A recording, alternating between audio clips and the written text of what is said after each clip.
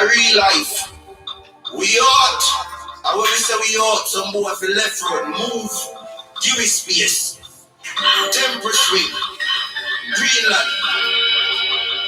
In a real life, ultimate reality. Your Matic, reggae side, never side.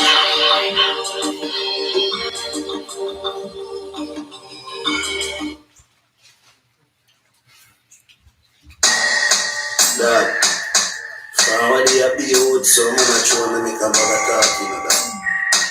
I'll tell you someone I know I'm chatting.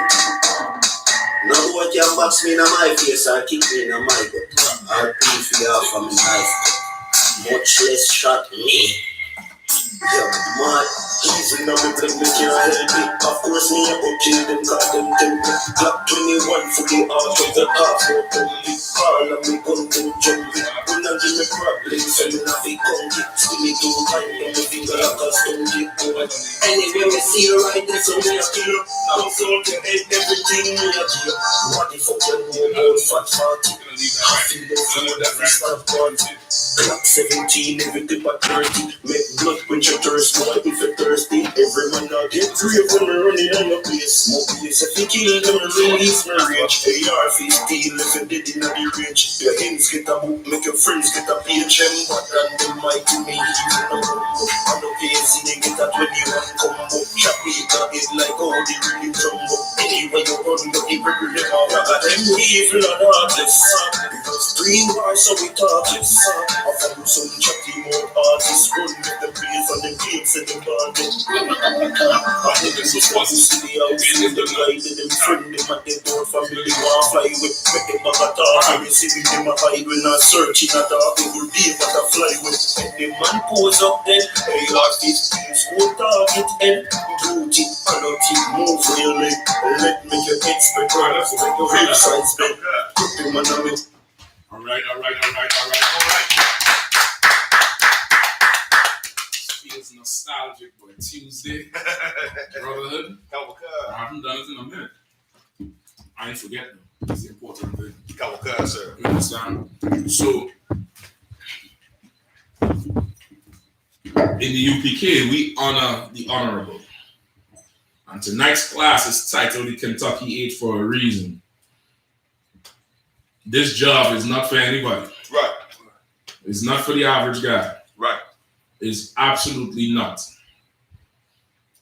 This job, give me where Christ said, occupy till I come. Luke 17 or something like that, 17:6, try that. You're going to see all over, we're going to visit it all over where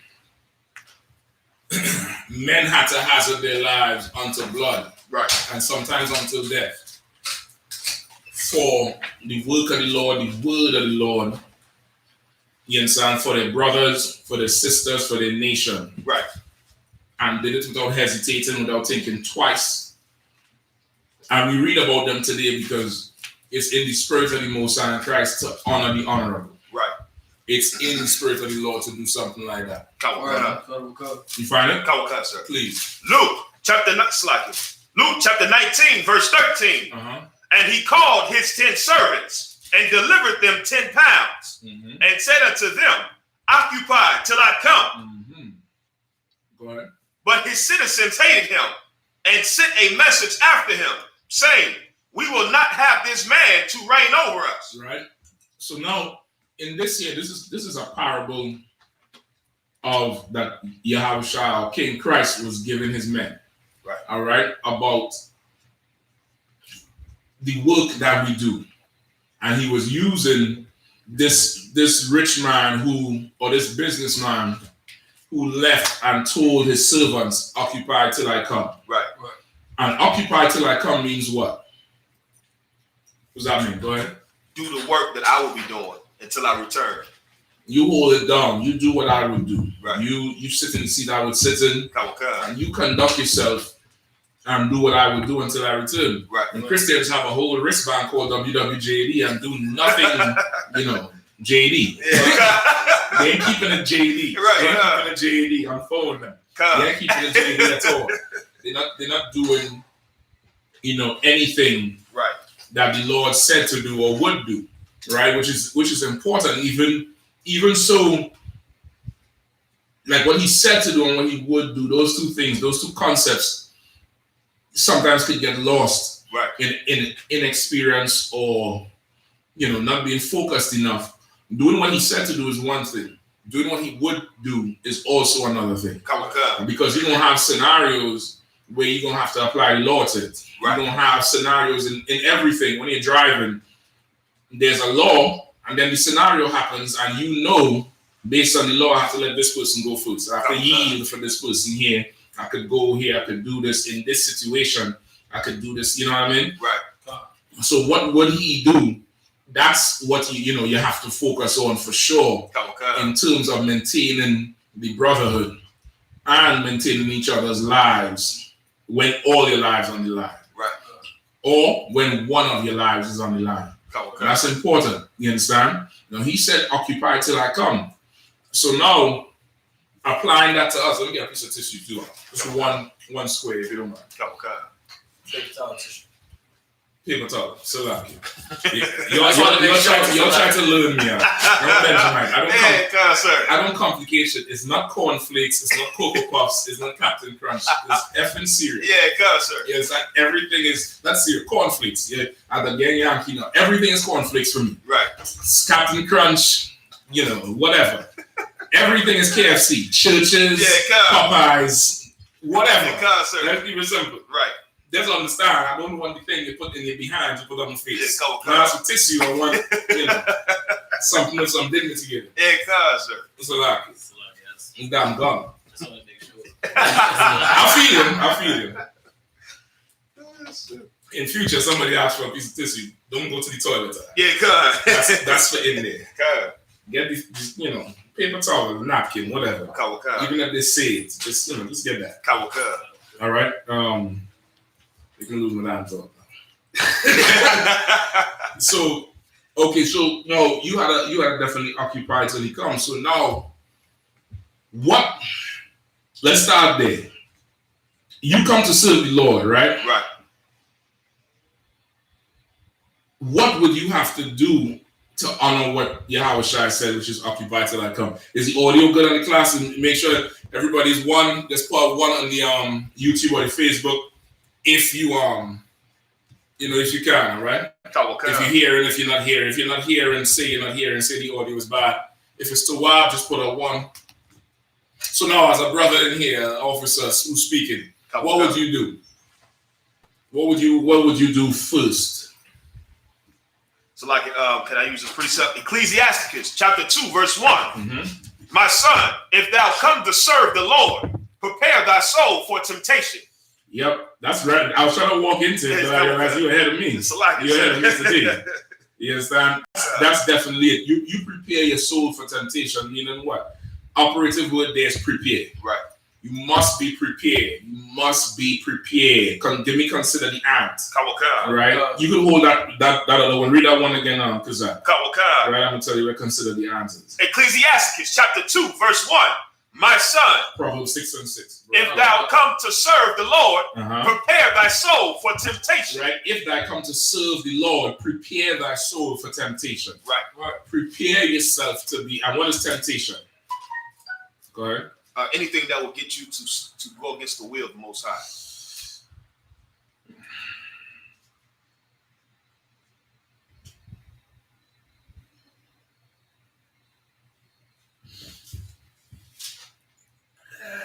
That's a loaded answer, boy.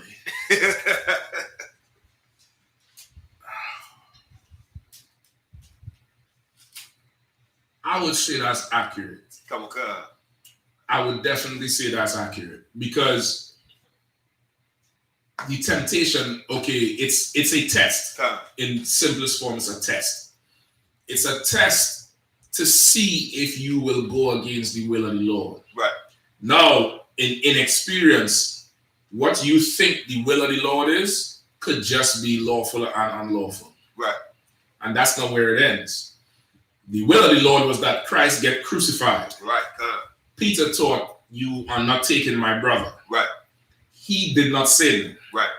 But he was going against the will of the Lord. You understand? He was tempted. He was tested to see what he would do. And of course, in any brother's mind, you come take my brother, you're not taking it. Right. You understand? That ain't worth it. He didn't understand. Right, constantly. And Yahushua had to check him, and Yahushua himself had to say what? What did he say? What did Yahushua say? Yeah, get thee behind me, Satan. Satan. Now, is he talking to Peter? Not lie, sir. Who is he talking to? He's talking to Satan using Peter to tempt him to not go be. Exactly. Now, the temptation comes to Peter.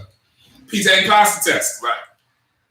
Yahushua realizing, oh shit, I could get away here. Yeah, and he done check himself and be like, nah, right. I'm going to take this here. This year, I'm going to get behind the Satan. Right. You understand? Get behind the Satan in response to what Peter did. Not so much that Peter is Satan or had Satan. Right. But Satan he's an excellent marksman. Right. He takes a window, he takes an opportunity to get you off your game, to get you to go against the will of the Lord. Right. To get you properly tempted. Now, he used Peter to now put an opportunity for Yahushua to be like, you know what? Yeah, fall on them. Right. We ain't going nowhere. Right. But Yahushua understood his mission. Right. That's what he went to fast for. And he said, you know what?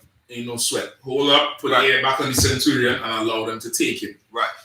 So now you're going to have to prepare your soul for temptation. Right. Which means what? What? So like, we was waiting for you, Caps. Like, if I may, sir, meaning what you just said, like this life that we live is not meant for everybody in the sense of you have to be an absolute warrior and you have to be disciplined and you have to be vigilant because our adversary is seeking who he can devour. And so, especially being in the truth, the temptation, the tests come all the time to see if you are worthy of a crown, to see if you're going to fight like the Lord wants us to fight. Or the test could come to you. And if, okay, you could be a pawn in the test. God. You could be a straight pawn. You could be a full-out pawn. Like, you could be a pawn. Your children are pawns in the test. Right. Your slave is a pawn in the test. It's something happened, and what's the first thing come to your mind when you're young in the truth? Man, as soon as I got into this truth, this thing happened. Right. Like you didn't have a hard time finding a slave before. Right. You get the point? Right. Like you could be a pawn in the test. You have a test yourself, but this shit ain't about you. This is to get something else going. Right. You understand this? So you now gonna have to understand when this is Satan. Now, if you don't understand that, what should you do? Should you reason shit out yourself and then, come up with your own plan of action? No, allow us to seek counsel, sir. You gotta go and seek counsel. Go to somebody who's familiar with war. Right. Somebody who done, had 2 tours under their belt. Like if you're in some military, you want to go and find a nigga who was, he was a young boy in Vietnam shining shoes. He was in the Gulf War. He was, in Afghanistan. He just come back from Syria. Right. You want to learn how to shoot. You want to learn how to fight. You want to learn how things is. Right. You seek counsel because this is the playing field is about war. Right. All the time. Right. And if you don't understand that, you're going to be a liability when it's time to be tested. Right. You understand? There's a whole UPK saying you're going to get tested and you're going to be found out. You're going to hear some generals say that. You're going to get tested and you get found out. Right. When you say found out, meaning like in today's language, they would be like, you get exposed. Yeah, I'm going to expose you. God. You get found out when that test comes. So now, okay, you see where you stand really. Right. And those brothers on Saturday was a good example of being tested. Right. And they was found worthy of the test. Right. They were found worthy of the test, did not break protocol, above all, did not flee. Right. Did not scatter, did not let their colors fly. Right. You know what that song we say, we want no cowards in our camp that will let their colors fly. What does that mean? Let your colors fly. Meaning to show, so like if I may, colors is usually referring to like your flag or your banner. Right. And so in war, when you retreat, when you're running, your colors is flying, like they going away from the battle instead of being there fighting. Right. So that it's a retreat, meaning you fleeing the battle. Right. So letting your colors fly is, you see them old war movies, the retreat, retreat. And you see them hauling ass back to the damn fort. It's because they let their colors fly. Right. And the UPK does not let their colors fly. Right. You get the point? And those brothers did not let their colors fly. That's right. They obeyed protocol and stuck together until all was accounted for. You get the point? That's alone is commendable. Right. And okay, unless you've ever experienced it, you're not going to understand it. Right. You're just not going to understand it. You have to experience that. Today's the day. Yeah, concert. Today is the day, and it is what it is. Right. And now you're going to have to follow your training, follow your protocol. Above all, follow orders. Yes, but from who? In this situation, you can't be there. Above all, you got to follow your camp leader. Right. Camp leader could say, Akim, that way. In your mind, we could go that way and be out the city. Right. What's he gonna do? Follow what the camp leader said. You gonna have to band together. That's right. You gotta band together as one. That's right. The only way to band together as one is to follow one. You can't follow three. Right. You can't follow five. Right.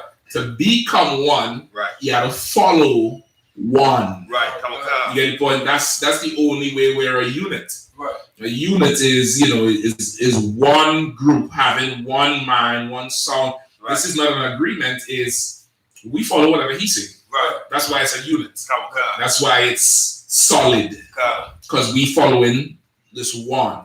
And that's why UPK has that structure, which is that biblical structure. It comes into play when at the end of the day, you're here as a tool. Right. You're here as a tool. You're not supposed to be here. You were given, we all, not you, but we all was given that second chance with our king. So now he gave his life. Now you got to give yours. Right. And on your daily, as you go about daily, you giving your life daily. Why? How is you giving your life daily? There's different ways that you give your life, but how do you give your life on a daily basis? You fight sin. You fight your lust. You fight the urge to go. Let me make it more simple. You want to take a shot? Make it more simple. More simple is, you're right, Dr. Zach. More simple is, you are now resisting the urge to do what you want to do. Right. Versus the will of another person, another man. That's giving your life. That's sacrificing your life. Right. A Christian say, well, I follow Jesus. Me and Jesus have a personal relationship. That person is lying. Right. They're lying because they're doing what they want. Right. Jesus know my heart. And listen, Jesus told me. How Jesus told you? How God told you? Right. How you know what to do? Cardi B just, reasoned with herself out of a marriage. With herself. She sat with herself and said, self, this is what we're going to do, self. Right. That sounds good, self. Right. Well, self, we out. Right. And reasoned with herself out of a marriage. Right. A man said, stop making whole music. Stop doing that whole shit. She didn't listen to a man. She listened to herself. Right. But if you ask her, she prayed about it. And God told her, she did again what every woman would do in the world to their husband. Right. Which is why you can't listen to yourself. Right. In a time of war, when there's conflict, you can't listen to yourself. You're going to have to now resist your will to do what you want. Right. And do what you're told to do. You get the point? Now, with that said, don't go join the I.S.U.P. military and be like, well, the Bible said I got to, in war, I have to do what he says. That's the devil. Right. You understand? I'm talking about in this body. Right. I'm talking about if you're serving our King Yahawashi. In other words, if you're in the I.S.U.P.K and the command and journey hand. That's what I'm talking about. Anything else is just, uncivilized. That's how we're saying, go. Let's pick that light out there for me. All right. So let me get back. Give me Proverbs 6:6. Colonel Khan, the book of Proverbs, chapter 6, verse 6. Go to the ant, thou sluggard. Consider her ways and be wise. All right, give me a sluggard. What is sluggard?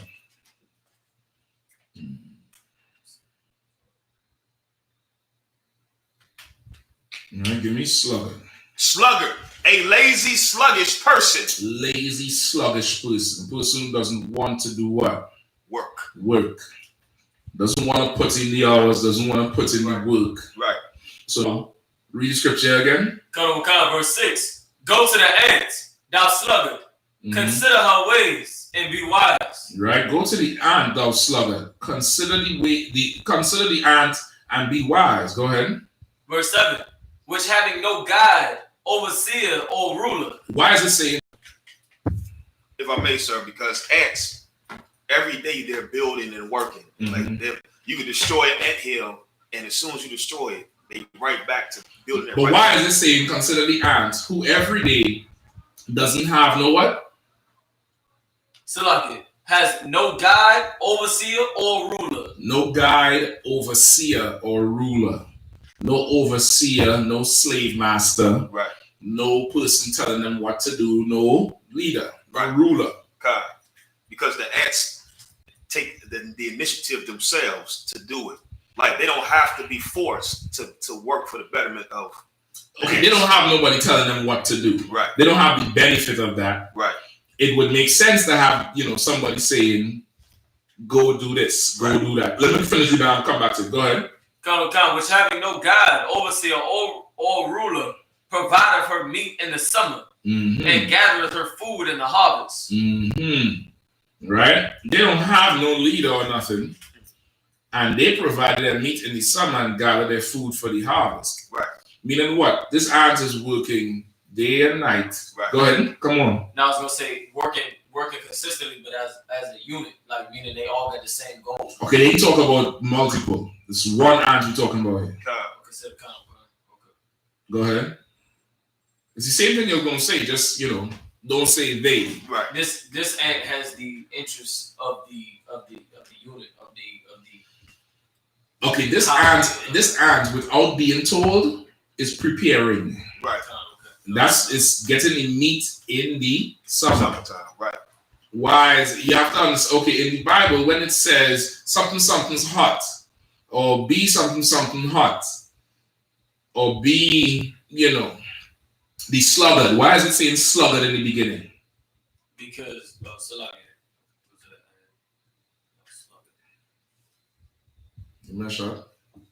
Find for me also with Saul when David cut his garment.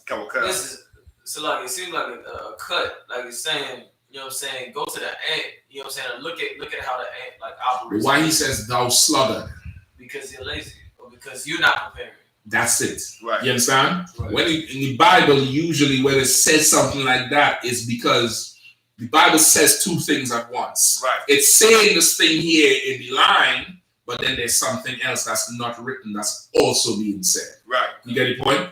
So he's saying, thou sluggard, consider the ant. Right. You lazy mother effer. Go look at this person who's working here. Right.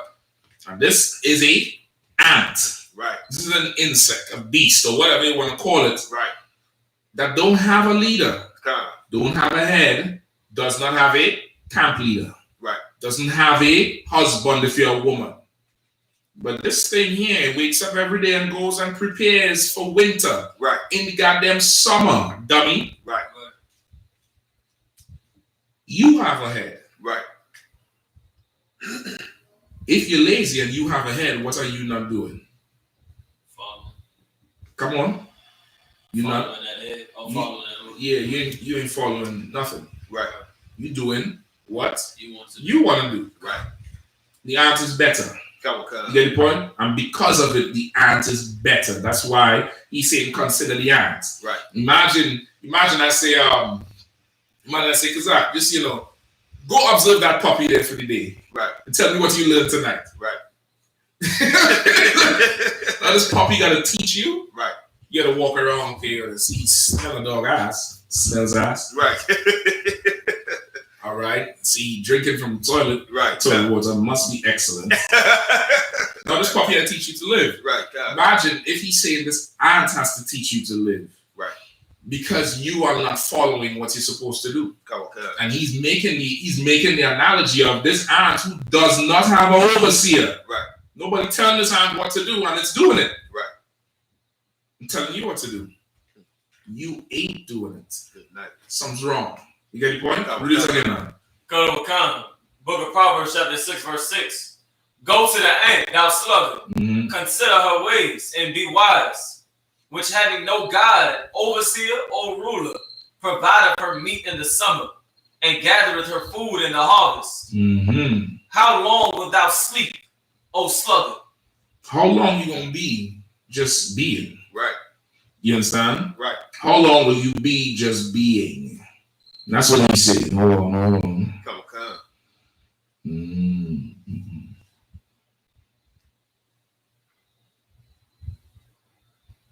Is it First Chronicles 16? It's not Chronicles, right? For which one, sir? With David and Saul. 1 Samuel chapter 24, verse 4.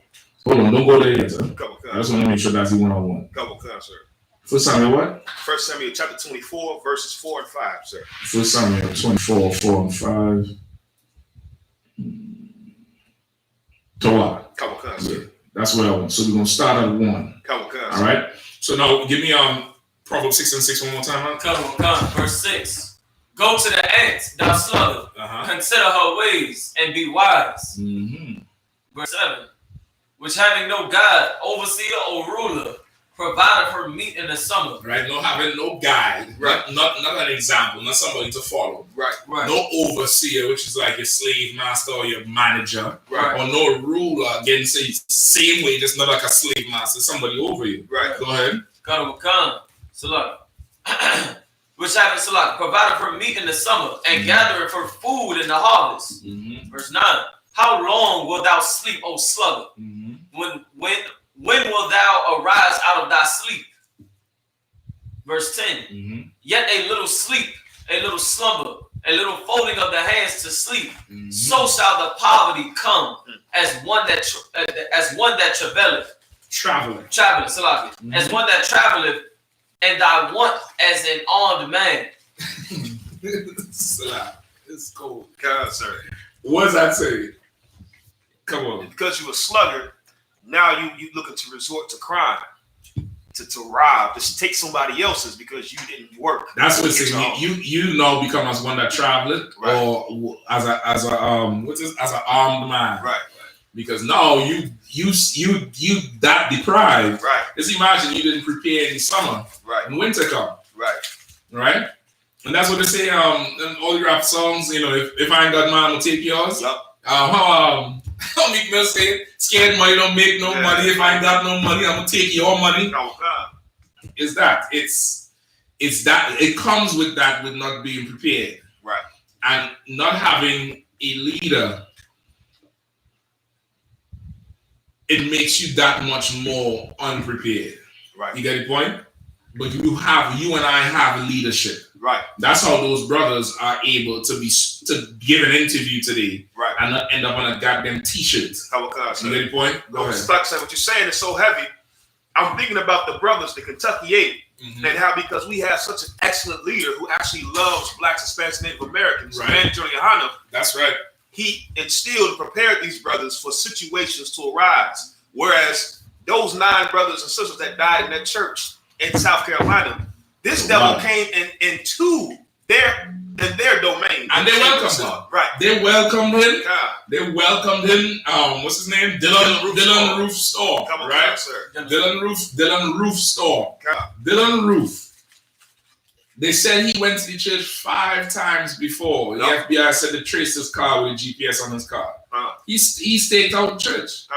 They said he had so much ammunition. It was not funny. I think you could pull up the article, somebody, how much rounds he had. I think it was more than 10 clips. Right. It's more than 10 clips he used, and he used all of it. I think it had to be 100 and something bullets or something like that. They say he used all. And he was able to walk up in there because they are not prepared. Nope, sir. They are absolutely ill prepared, and their leadership is lacking. And they don't want to listen to the leader the Lord appointed. They are lazy. Like, think about how lazy you have to be to not fight for your life. Right. Like, you now have to be, especially in this time, brother, you are going to have to be prepared. Right. is you're going to have to prepare yourself. Right. And the preparation start spiritually first.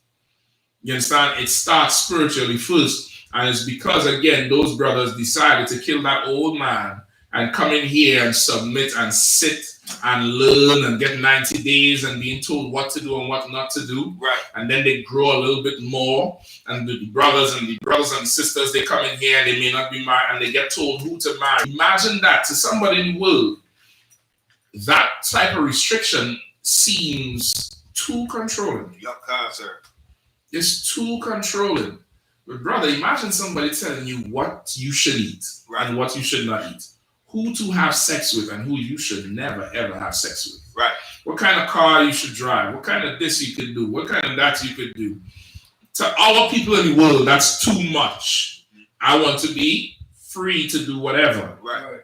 Then you don't want a nation.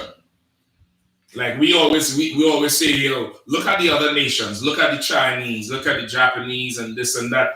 But then people tell them what the hell to do. They tell them who to marry. They say China and Japan and them places are some of the most homogeneous nations on earth. Meaning you could go there and you are not seeing a mixed person. Right. You're not seeing anybody else. It's, slanty this for, miles. Right, sir. It's that for miles.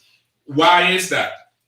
Because they preserve their people by following what their leaders tell them to do. They follow that leadership. Right. And that comes with protection. Right. It comes with being prepared. Right. You understand? It comes, and with that said, that leader now, he understands that his objective is to be prepared to defend his people. Right. You understand? Our people do not have that. Right. Our people are, as a whole, as a nation, we do not have that. Is looking for something? Come on. I got something. It's on the ammunition, but not so much. But it's something still. Go ahead. Roof's guilt in the killings was essentially uncontested. Prosecutors showed the jury Roof's interview with FBI agents, in which he calmly confessed to the killings and complained that he was worn out after pumping more than 60 bullets into his victims. Good night, brother. He said he was worn out, quote unquote. Yep. Which means he took a break, God. Caught himself, and then started back shooting after. Right. You understand? Right. Like, this is who we're dealing with. And you're not going to be prepared? Right. God. And this is not a church in New York, in Baltimore. This is South Carolina. This is AME. This is down there with who is this? Dred Scott?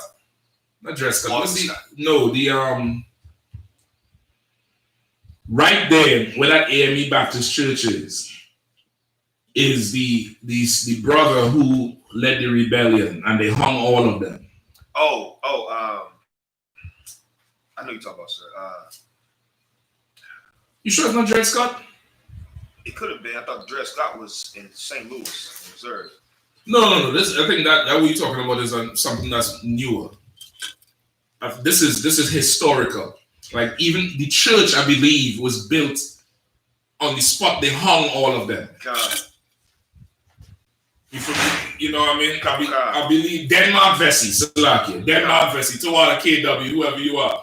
Denmark Vesey. God. Right? When he was leading the rebellion, I think somebody went and snitched. Somebody who was what? A traitor? Yeah, but on topic, not prepared. Did not fight the temptation, right, and decided not to follow their leader. Right. The leader said go left. Fear overtook them. Right. And they made a decision that they thought was best for them. Right. You cannot serve the Lord thinking what's best for you. Right. You're fooling yourself. Right. If your life is built on, if your decisions in life as you come to serve the Lord is based on what's best for you, right, you're a Christian. How can, sir? You're a Christian and you're not there yet. Right. In here, your decisions on what's best for you it will lead you to selfish decisions. In here, your decisions has to be what will forward the work, what is best for the body, what will help raise Israel up. Your decisions is now there. Your decisions is not for you. Right. Right? Which is the difference between us and Christians, because Christians choose to do what? Save themselves. Save their lives. Come on, sir. Scriptures say he who chooses to save his life will lose it. That's right. And he who chooses to lose his life for Yahweh's sake will gain it, brother. And Kentucky 8 gained it, boy. That's right. They gained the whole nation this weekend. They listen, they won't be talking. I looking to make a movie about the Kentucky 8. I don't know how I'm gonna do it. Some kind of graphic. Something. We gotta make something about that Kentucky 8. They riding on horses. We gotta do the real hero thing, like how I.S.U.K do for his soldiers. Make the whole thing just humongous. Right. But that act of courage those brothers did. Right. For the sake of the work. Right. For the sake of the work, brother, it was, it was impressive. Come on, sir. You understand? It was impressive. It was absolutely right to stand for the word of the Lord. Right. And in the middle of it, not somebody threatening him, but somebody say, I'm coming back, and comes back with 30-something people with, the AR, the banana clip, the drums, the Glocks, the machetes. I don't know where a Jew got get a machete from. he probably was watching Shutters the night before. Walk and leave. Cock and bomb clock there. God. Pipes. And then chains and whatever else. And not think to yourself, the Lord is not with us. Right. At that point, you should just be like, well, surely the Lord is not with us because this would never happen to somebody who the Lord is with. Right. What? Where? Who told you that?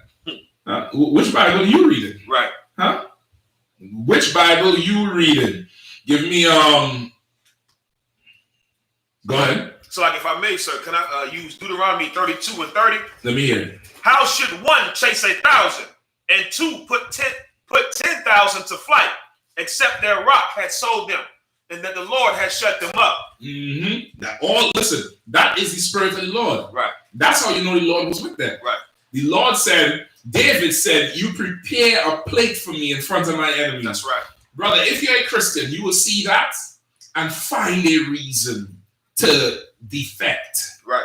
Defect. I remember being in school and doing chemistry.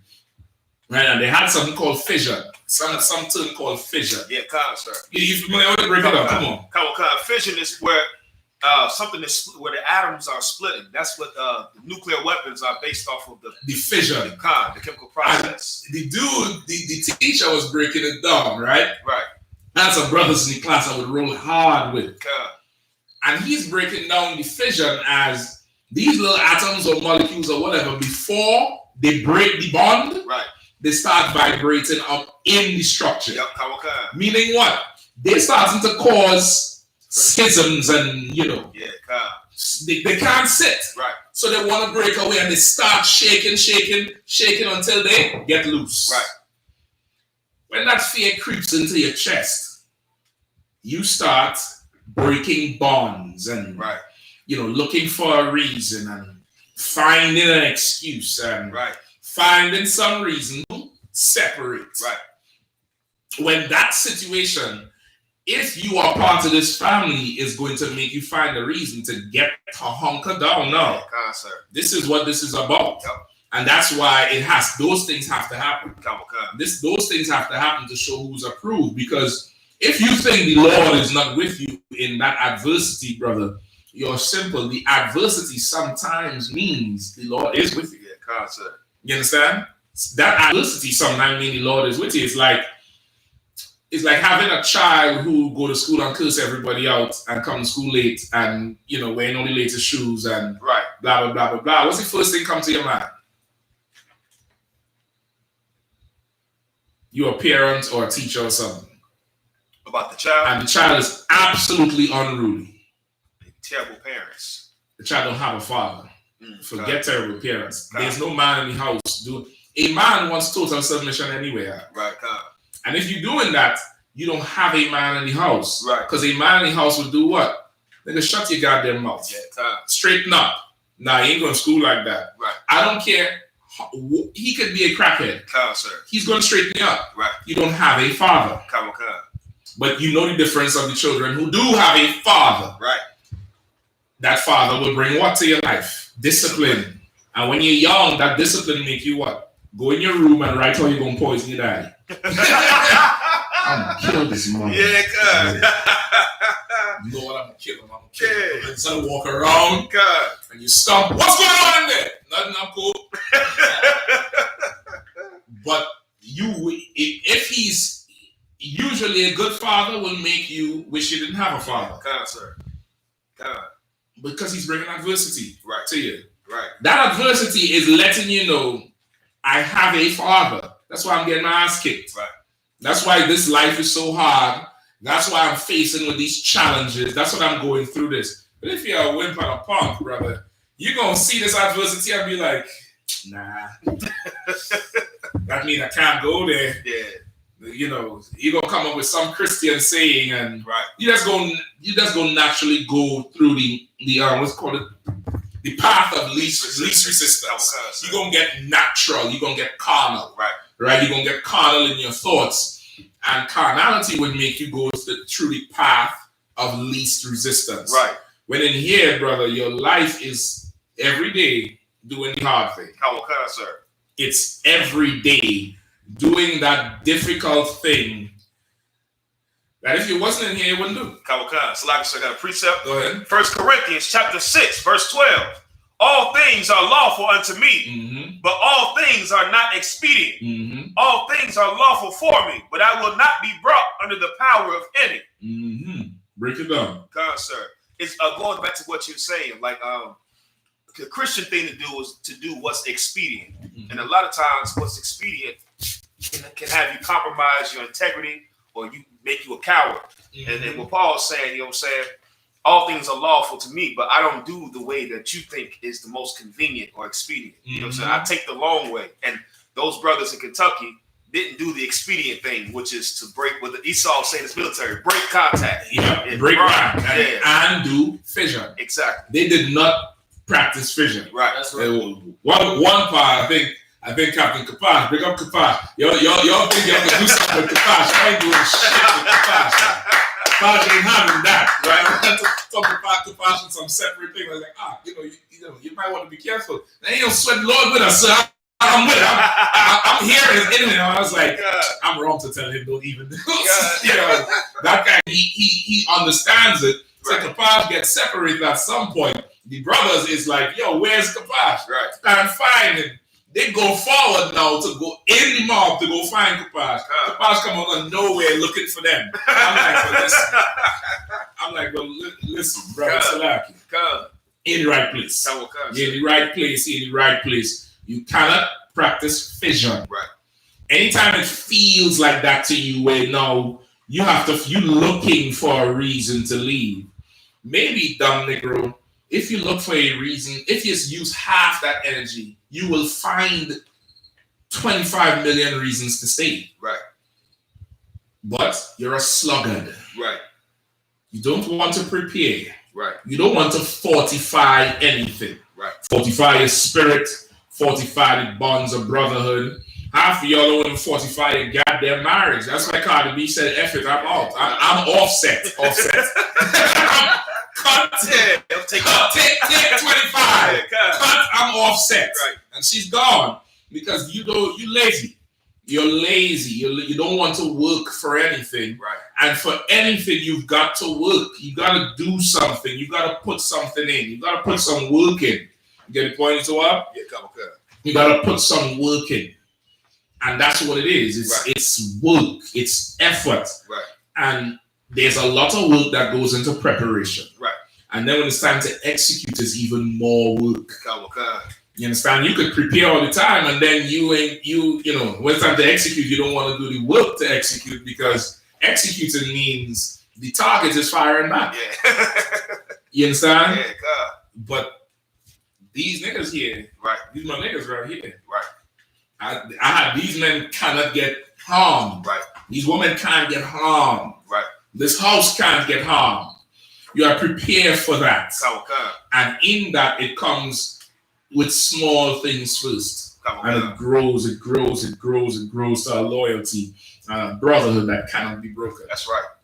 No matter what is in the way, what issues they have. Listen, I guarantee you, Daniel Allen made a post and it was heavy. He's like, I guarantee you, some of them brothers seeing each other for the first time that day. Yep. Because it's different cities, it's different places they come from. Some of them know each other for years. But some of them see each other for the first time that day. You wouldn't know. You wouldn't know. You come with a nigga you smoking weed with for 25 years and think you'll have a bond. I just met this nigga today. Today, right. Let's see how strong your weed is. Let's see how strong your weed is. I bet they'll smoke you like that damn blunt. Right, God. Which is what could happen, which is what eventually happen. So you gotta look at that, all right? Right. Give me hold on. So like give me Matthew 23 and 31. Again, the adversities. If you Christian, you are going to think this is not the truth. Right. This can't be the truth because so like you can take this fan off here. Couple cards, sir. This is not the truth because is it one on the end, right? Couple cards. Matthew 31, sir. Yeah, that's good. Couple cards. Right? Because now you want life to be so full of candy, right? So full of cotton candy and coated and nice. You slight little adversity, and now for you it's a horrible problem. Right. This is what happened with the prophets. Give me what I wanted. The book of Matthew, chapter 23, verse 31. Wherefore ye be witnesses unto yourselves that ye are the children of them which killed the prophets. Which killed who? Which killed the prophets. Which killed who? The prophets. Skip up one verse. Verse 30. And say, if we had been in the days of our fathers. Hold on, skip up one more verse. The book of Matthew, chapter 23, verse 29. Woe unto you, scribes and Pharisees, hypocrites. What? Hypocrites. What? Hypocrites. Right? Like all the generals say. They came up to the brothers up there and said, I don't want to hear this righteous Bible shit no more. God, sir. But you out there talking about Black Lives Matter and why they're killing us. And you don't want to hear why? You don't want to hear who the enemy is? Right. Read it again. Woe unto you, scribes and Pharisees. Hypocrites. What? Hypocrites. What? Hypocrites. Right, and they're not scribes and Pharisees, but they surely follow in the scribes and Pharisees. Right. The people who they look up to and follow are scribes and Pharisees, are hypocrites, religious leaders who are hypocrites. Go ahead. Right. Because ye build the tombs of the prophets. Right, you build the tombs of the prophets, meaning what? You're the ones who killed the prophets. Go ahead. And garnish the sepulchres of the righteous. Verse 30. And say, if we had been in the days of our fathers, we would not have been partakers with them in the blood of the prophets. You understand? And that's what we say. Read it one more time. Verse 30. And say, if we had been in the days of our fathers, we would not have been partakers with them in the blood of the prophets. Right? If we have been in the days of our fathers, we would not have partaken in the blood of the prophets. What does that mean? So, like, if I may, sir. Who won it? Who? You want to shoot dice, man? Yeah. Okay, let's go. Go ahead. Hold on, because go ahead, bro. So like, they say, like, Christ saying, like, you would have, like, you faking the funk, like, you saying, like, you Christ calling him a hypocrite. You cutting him by calling him a hypocrite, right? And you faking the funk, like, you saying you wouldn't have been this, you would have stood for this, or you wanted, like, you just said Black Lives Matter, but you don't want to know what it is. Like, you would have been the one, that blood would have been on your hands, like. You take it further than I was going. Slap, yeah. I wasn't going there. You take it further than I was going. Go ahead, because if I may, everybody likes to read about the stories of old and like to think that they would have been the ones to side with Christ and the ones who will support the truth. When in all actuality, you're showing that you were the ones that were putting the Christ prophets to death. You was Judas. Yeah. You was Judas. Everybody think, yeah, I must have been Paul in the past. I was Peter. I was John, hardcore. I was Samson. Right. Nigga, you was the faggot in Sodom and Gomorrah. You understand? That's who you was. You was the slut. You was, the nigga who got, stoned to death. Right. You understand? You was the heckler. You was the crippled dude who Christ had to put the mud on his goddamn eyes. Right. Right? That's who you were. Like you would now think in your righteousness that in a past life you were so good and so, you know, they always say, what do they say? If I was back there on the plantation, I would have helped Nat Turner. Nigga, you told. Yeah, God. You the one who told. Sir. If I was back there with Denmark, Vesey, I'd have fought. That's it. This generation fights. Yeah. That whole generation was passive. Nigga, you the one that told. Yeah, exactly. That's what you don't know. Right. You the one that told. Read it again. Verse 30. And say, if we had been in the days of our fathers, we would not have been partakers with them in the blood of the prophets. That's what you say, but I beg to differ. Right. Because the mouth of the prophets is an offensive thing. That's right. Try living with one. Try living with one, brother. It's an offensive thing. Right. So now you on the streets enjoying America, and some nigga on there talking about Jews is black, no more pork, no more shrimp. Right. The white man is the devil. Right. Meanwhile, you just got your money Percocets from, Craig. Right. Or Kenneth or whatever. You don't want to hear that. Right. You don't want to hear none of that mess. Go ahead. Verse 31. Wherefore ye be witnesses unto yourselves that ye are the children of them which killed the prophets. You are witnesses to yourselves. Right. And that's what they did. They confessed by their actions that they are the ones who have killed the prophets in the past. Right. They are the ones who put the prophets to death for what they were saying in the past. Okay. And the ones who stoned Stephen to death. Right. Stephen was cutting the piss out of them, brother.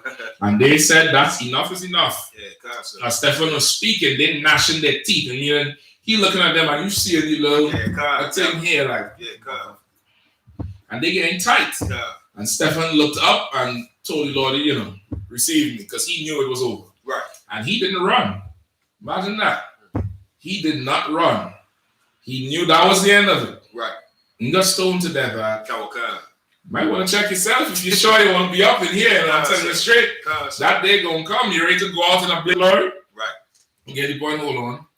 Gabriel Prosser in Virginia, 1800. I don't know who's that. Who's that? Help me out here. KW, whoever is that, put a little bit more. The brother's gonna look it up, all right? Just to make sure I understand everything you're saying, all right? Gabriel Prosser. Somebody look up that just to make sure who the brother is referring to. All right, I'm assuming it's another person like Denmark Vesey, another person who led a rebellion, and they found out and got killed. Right?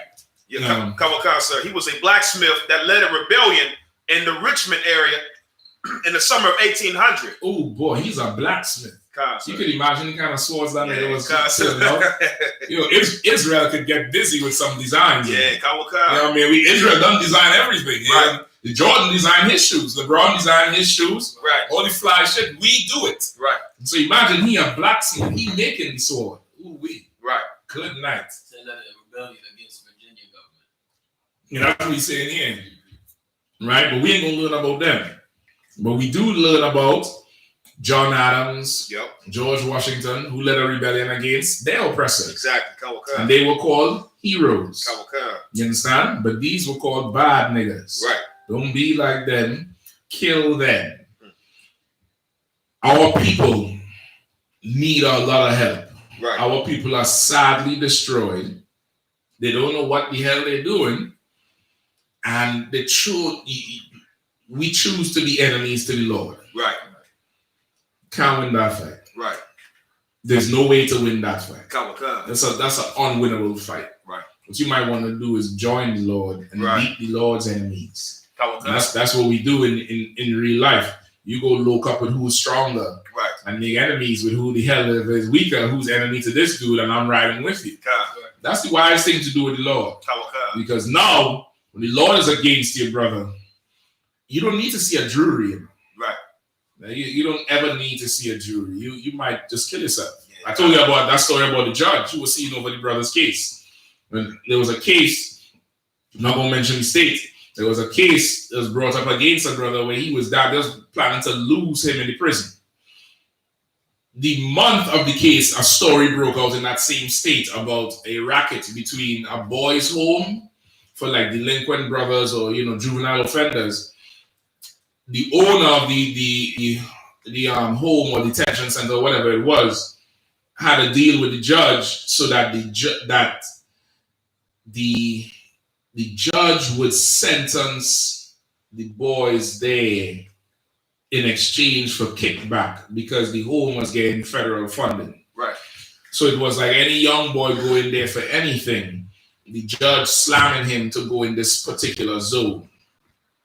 And the racket came out in the news. Right. The judge blew his brains out in his own chambers. And this was the judge over the brothers' case. God. And, you know, with that whole thing, everything started to unravel from there. The people who bring the charges, they was lying. Right. They didn't show up, ran. Nice. Shit got thrown to hell up.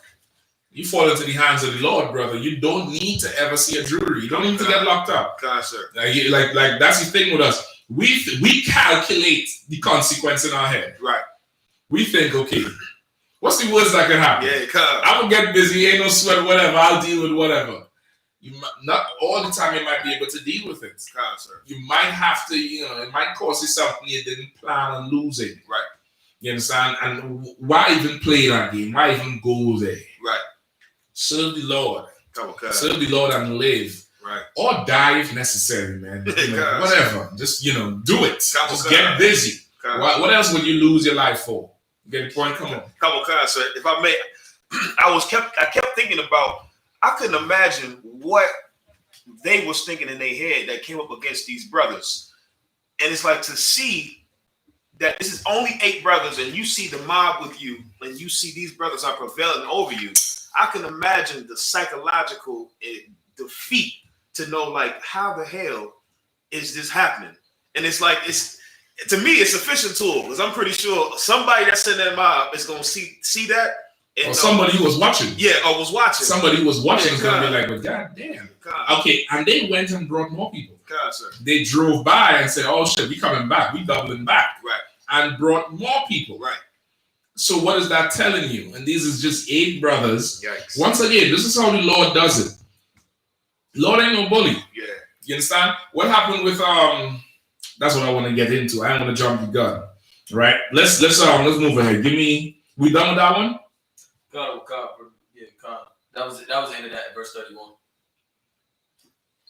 Give me David and Saul. Come. Give me David and Saul. Salaki. No sweat, sir. 1 Samuel chapter 24, verse 1. Mm-hmm. And it came to pass when Saul was returned from following the Philistines, that it was told him, saying, Behold, David is in the wilderness of Engedi. Mm-hmm. Then Saul took 3,000 chosen men out of all Israel and went to seek David and his men upon the rocks of the wild goats. And he came to the sheepcotes by the way, where was a cave. And Saul went in to cover his feet. And David and his men remained in the sides of the cave. Verse 4. And the men of David said unto him, Behold, the day of which the Lord said unto thee, Behold, I will deliver thine enemy into thine hand, that thou mayest do to him as it shall seem good unto thee. All right, stop me there. Break me down what's going on. Oh, God. Bruh. David bringing Salaki, like it's like David went and Hold on a second. You have something like that? What's going on?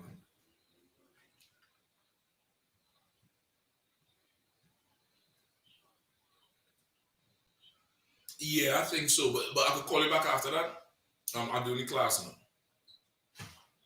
No sweat. All right. Go on, President. Yeah, go ahead. No, I was saying, like David that went out was about to go, you know what I'm saying, handle this. David was about to go out and handle this. Saul found out. Saul was told, but he was about to go get his brother. Let's read a second. Verse 1. And it came to pass when Saul was returned from following the Philistines, that it was told him, saying, Behold, David is in the wilderness of Engedi. Mm-hmm. Then Saul took 3,000 chosen men out of all Israel and went to seek David and his men upon the rocks of the wild goats. Mm-hmm. And he came to the sheepcotes by the way, where was a cave. And Saul went in to cover his feet. And David and his men remained in the sides of the cave. All right. So what does that say? Saul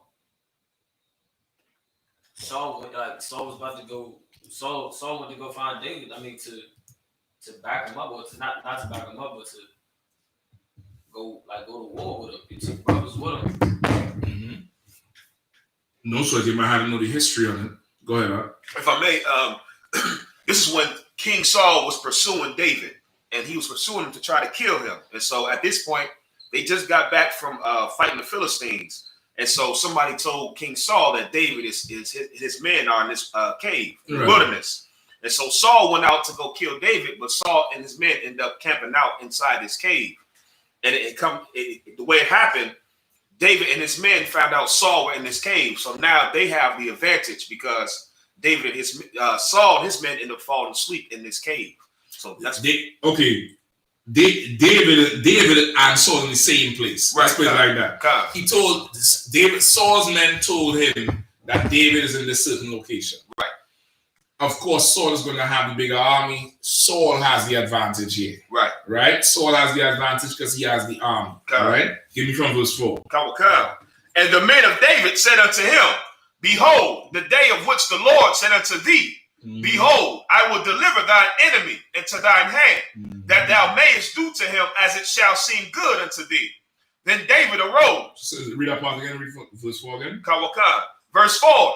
And the men of David said unto him, Behold, the day of which the Lord said unto thee, Behold, I will deliver thine enemy into thine hand, that thou mayest do to him as it shall seem good unto thee. Then David arose and cut off the skirt of Saul's robe privily. Okay, so now what's happened there? Go ahead. So like you said, Saul and David are in the same place, and Saul is sleeping. And so David and his men see this, and they were saying like what the Lord said, like the Lord has delivered your enemy into your hands. And so David had the choice to deal with Saul how he seen fit. And so what David did now is cut off the bottom part, a piece of Saul's garment. There's something you're kind of glossing over there, bruh.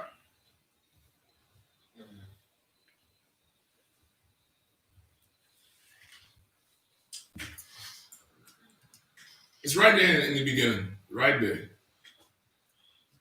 The Lord, Come on.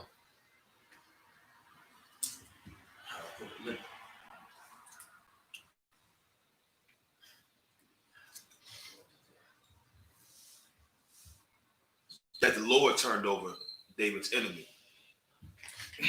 Read it again from the top.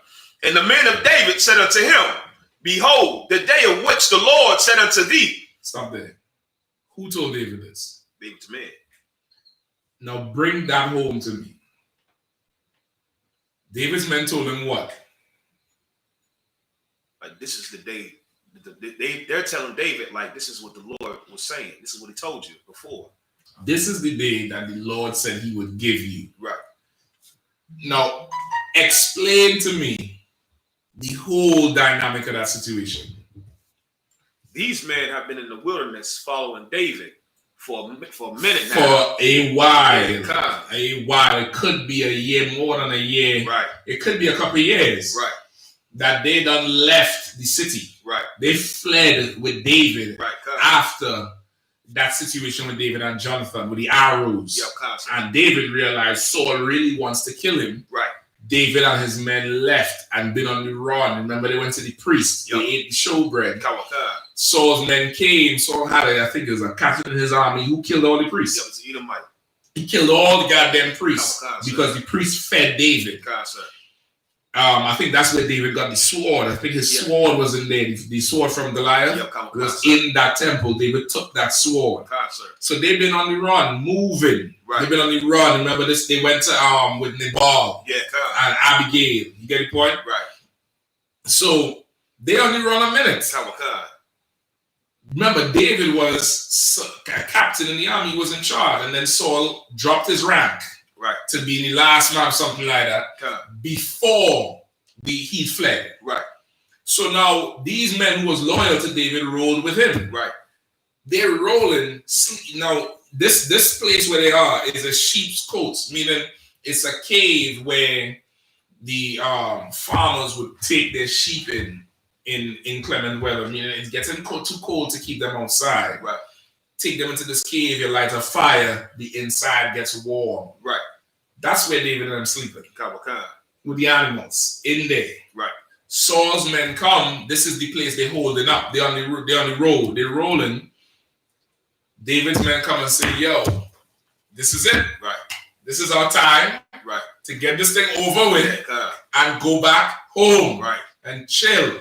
And now we back. Right. We straight. Go ahead. So like it's almost like when you, I don't know if it's the same like context, but it's almost like what you had said, like you at camp, somebody coming up and you see going right, it's like, you know what I'm saying, we can be done after this. All we gotta do is do this, just go this way, whatever the case may be.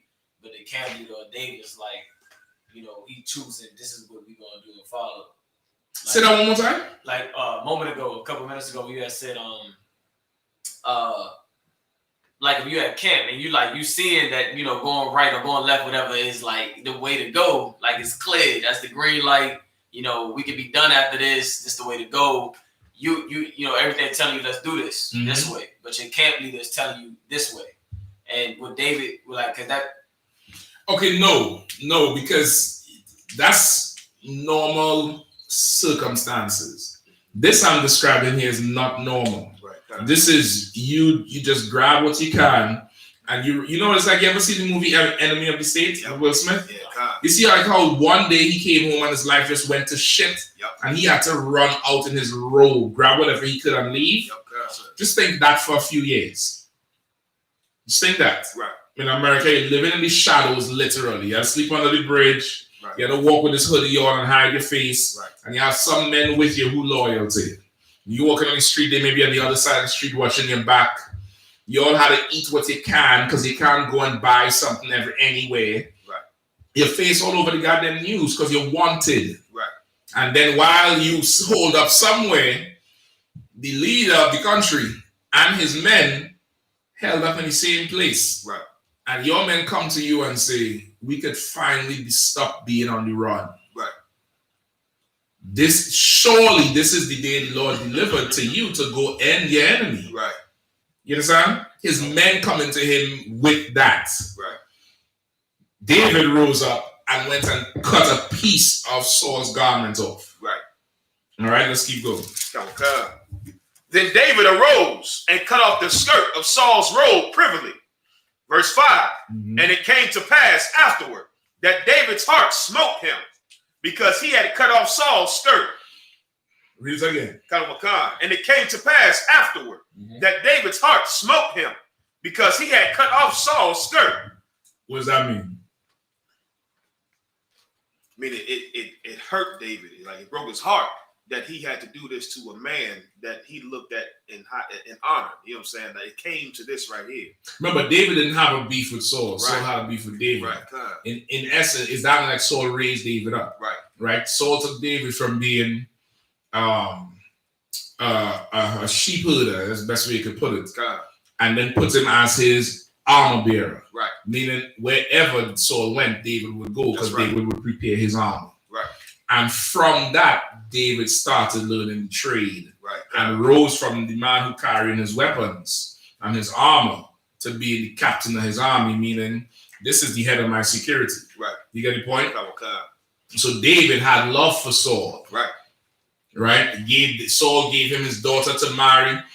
Jonathan, who was Saul's son, treated David like a blood brother. Right.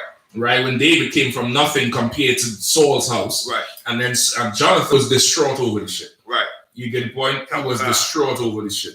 Hold on. Go ahead. Verse 6. And to understand it would be like disrespecting somebody who you respect a lot. Exactly.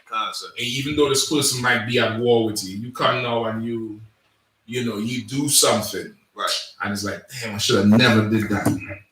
And it messed with you. Right. Right, go ahead. Verse 6. And he said unto his men, the Lord forbid that I should do this thing unto my master. Who he said this to? And he said, he said unto his men. He said unto his men. Right. You understand? He turned to his men and be like, listen now, the Lord ain't want this. Right. Why is he saying the Lord ain't want this? Because he understood that. What was presented to him? To take Saul's life.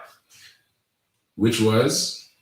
Murder. Temptation. Oh, right, God. Would not have been murder. David was anointed king. Right. Remember that. Samuel anointed David king. God. Saul didn't know that. Saul hated him unrighteously. Right. If David did it, he would have been king. Right. David saw that this was temptation and this is not what the Lord wants. Right. But the whole scenario is pointing to go take out Saul. Right. And so all they got to do is that. Right. And so all you got to do and you could be king. Easy, right? Yeah, God. Easy. And now you got to come back to your men who roll with you, God. fight with you, kill for you, and tell them, I ain't killing you. Right. What the average nigga gonna say? Come on, man. Yeah. I'll do it. Yeah. I'll do it myself. I'll go there and kill him. Yeah, God. He come back and say, nah, this ain't what the Lord wants. Right. The Lord don't want this. Right. The Lord don't want this. And that's why you gotta ask yourself in situations, what does the Lord want in this situation? Right. What does the Lord want? What would be the thing the Lord want? Not what I want, but what would the Lord want in this situation here? Right. Go ahead. Kawaka. Read it again from the top, verse 6. Kawaka. Verse 6. And he said unto his men, the Lord forbid that I should do this thing unto my master. Unto who? Unto my master. Unto who? Unto my master. He didn't take it up as, well, I get anointed king, I'm the king. Right. He recognized Saul as being king, which was what made David doubly righteous in the situation. Right. He still recognized Saul as being the king. Right. And then he would wait on that time when the Lord would transition the kingdom to him. Right. But he was by no means going to take it by force from Saul. He was not going to do that. Right. You get the point? Go ahead. Kawaka. The Lord's anointed. Who? The Lord's anointed. My master, my Adawan, the Right. Lord's anointed. Right. That's heavy. That's a heavy statement because no matter what, the Lord put that man over him. Right. The Lord put that brother over him. Right. He was honoring that in his situation. Kawaka. Brother, Christian will never understand. Right. Christian didn't understand that shit. Kawaka, sir. It's like, if I may too, sir, it shows that Commander Junior YAHANNA has this spirit right here of such brotherhood and honor because That's right. even though those men above him that raised him up and they abandoned the truth, we've never seen him speak dishonorably against a man to the point where we was in Atlanta, he had food, you know, so we went out and enjoyed the brotherhood with one of the brothers that was over him. You know what I'm saying? Chief Priest Kazak. Right. You understand? And it's the truth. Like, you honor the men who the Lord put before you. Right. And the scripture say love them for their work's sake. It ain't say love them because you're playing Nintendo together. It ain't say that. It ain't say love them because every week you'll come play basketball. Right. That's not what it is. Right. You understand? Ain't nobody know John Adams personally. Right. Don't nobody know George Washington. But they honored for what? Their work's sake. For what they did for America. Right. You Christian, you never get it. Right. You never understand. You never ever understand that level of honor and brotherhood. And that's what makes you stick in the day of adversity. That's right. That's what makes you stand and make the right decision. You honor the men for their work's sake. David saw this and be like, I see what you're doing, Satan. Yeah, God. I see you 20, I raised you 40. He saw it. He saw the trap. Right. You get the point? Go ahead. God. Seeing he is the anointed of the Lord. Mm-hmm. Verse 7. So David stayed his servants with these words. He stayed his servants with these words. What does that mean? He stopped them from what they was planning, what they wanted him to do. To stay him. Right. Stay, calm them down, pull them in. Right. He stayed them because they did not want to do that. Right.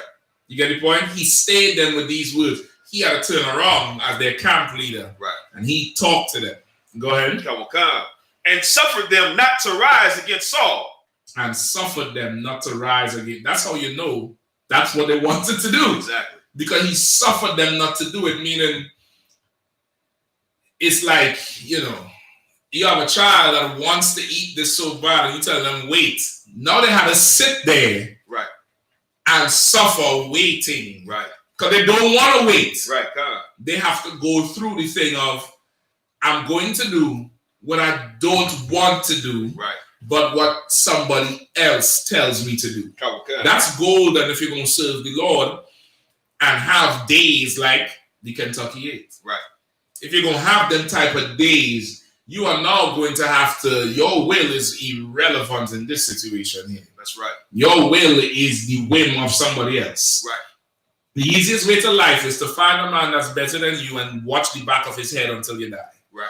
It's a metaphor, meaning if you're marching in a line, the man who's the back of his head, who you see, this nigga is better than you. That's right. That's why you have to watch his head, and if you turn right, you turn right. That's right. If you turn left, you turn left because you don't know no better. Right.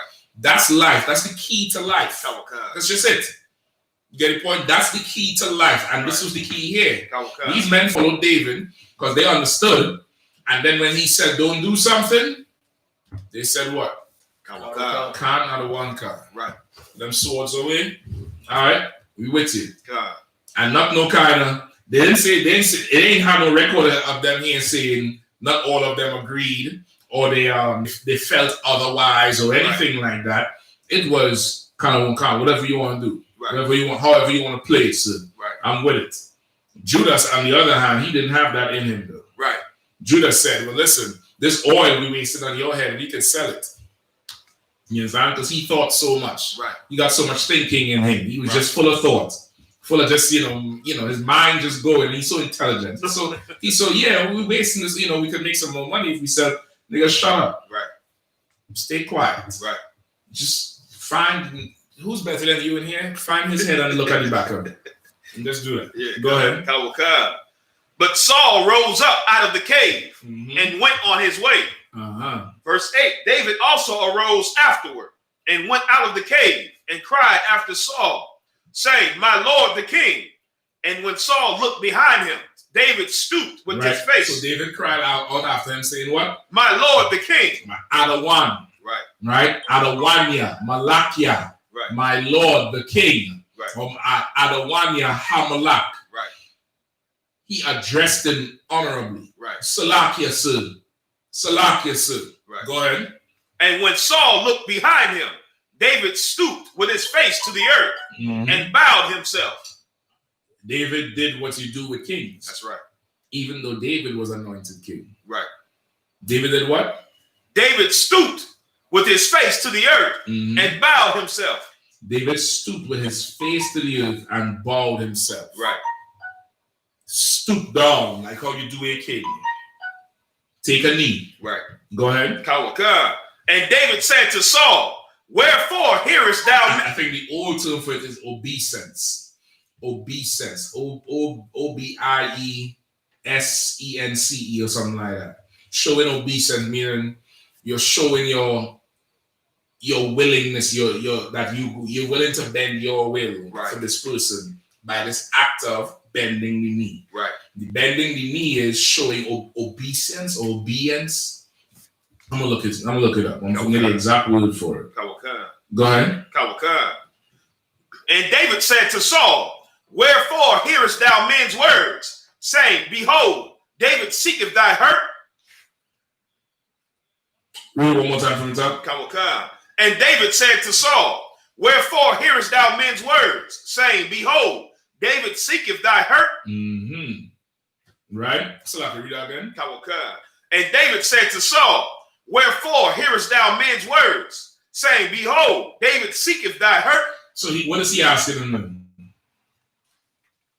Come on. So David was, ate up, that he had to do that, or that he did that, cut his garment. So when he saw him out of being, so hurt about that, that's when he cried out and making sure he didn't. But what does he say? What does he say? Read the scripture one more time. And David said to Saul, wherefore hearest thou men's words, saying, behold, David seeketh thy hurt? Meaning, David is saying, what is this I'm hearing that, saying that I'm seeking to harm you? Like, you on it. That first part he ain't get. Nah, so I was gonna say that he was asking like, what did he do wrong, or what did he do wrong? Nah, that ain't what he's saying. So like, is he saying when he says, "Wherefore hearest men's words," meaning what is this talk? You know what I'm saying? This rumor that people are saying. You know what I'm saying? That it's like you listening to what they're saying about me. That's what he's saying. Where do you hear men's words? That's what he's saying. Men's words, like they telling you, I'm trying to kill you. Right. I'm trying to run from you. Right. I don't have no desire to harm you. Right. You understand? Like that's what he's saying to him. Wherefore you hear his men's words that I seek to harm you. Right. Like who telling you that I wanna, Right. Which is, I mean, in the Black and Hispanic community, brother, that is the root of everything. Come on. So and so said. Yep. I heard this, I heard that. You saying this, you saying that. And he's like, wherefore you hear men's words. And somebody had to be telling you, I'm trying to harm you. Right. Go ahead. Behold, this day thine eyes have seen how that the Lord had delivered thee today into mine hand in the cave. Right. So what's he saying then? He's telling Saul, like, he's about to prove to him, like, the Lord gave you up to me. Like the Lord delivered it's you. Like today, you gotta understand, like, behold, meaning like, look, the Lord done put you in my hands in that cave. Right. Go ahead. And some bade me kill thee. And my men told me, cut your throat. Right. Go ahead. But mine eyes spared thee. But I said, la. Right. That's not what I wanted to do. Right. And it's not what, when he said his eyes, we read up further up where this is not what he wanted, but he said the Lord does not want this. Exactly. Go ahead. And I said, I will not put forth mine hand against my Lord, for he is the Lord's anointed. Right. He said, nah, I ain't doing it. Right. I'm not going to put forth my hands against my other one because he's the Lord's anointed. What did David understand there? If not killing Saul was the Lord's will, what would killing Saul be? What he wanted. Which is not the Lord's will, which would be who?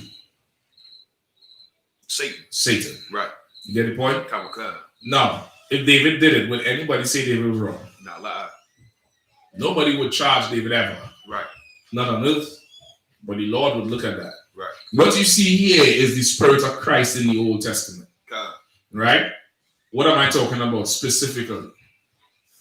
If it shall be, let this cup pass from me. But God. Because that's for himself. This is something else. Right?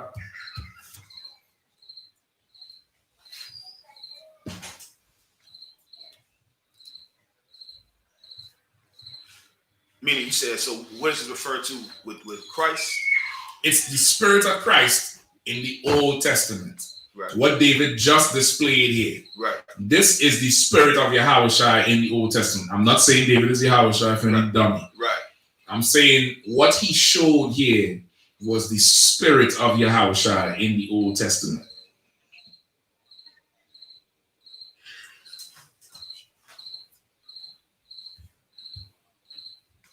Come on.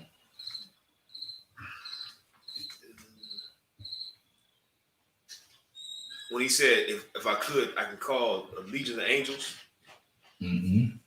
So, like, you ask the question one more time, if I may.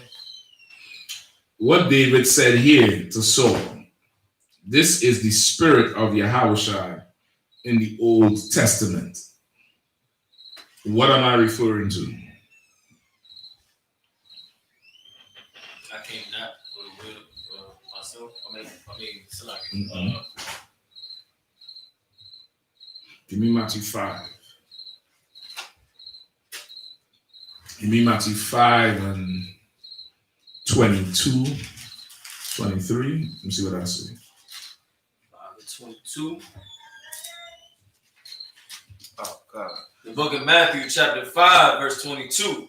But I say unto you, that whosoever is angry with his brother without a cause shall be in danger of the judgment. And whosoever shall say to his brother, Rakah, shall be in danger of the council. Skip me down to eye for an eye. Skip me up, whichever one it is. 38. 38. Come. The book of Matthew, chapter 38. Ye have heard that it hath been said, an eye for an eye, and a tooth for a tooth. But I say unto you, that ye resist not evil. You have heard that it is said, an eye for an eye, right, and a tooth for a tooth. Right. Meaning what? If you try to kill me, I have the green light to kill you. Right. Right? That's the law. Right. Eye for an eye and tooth for a tooth. You take somebody's eye, somebody gonna take your eye. Right. You take somebody's hand, somebody gonna take your hand.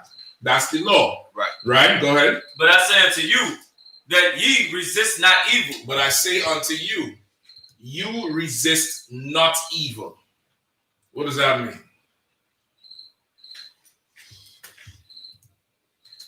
If I may, it's just going it's like you said, it's a perfect example of what David did. It's if somebody hits your eye or something like that, it's what you would want to do to hit them back in the eye, which means it's what okay. I'm trying to word it the right way. Just give it. So it's not the Lord's will. It's really what Satan wants you to do. Because you want to do it. Okay, you saying it. I understand what you're saying. You're just not saying it right the other way. Okay, I understand what you're saying. You're right. It's a little bit different. Okay.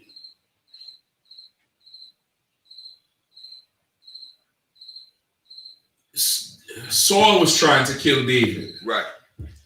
David could have defended himself. Right. Killed Saul.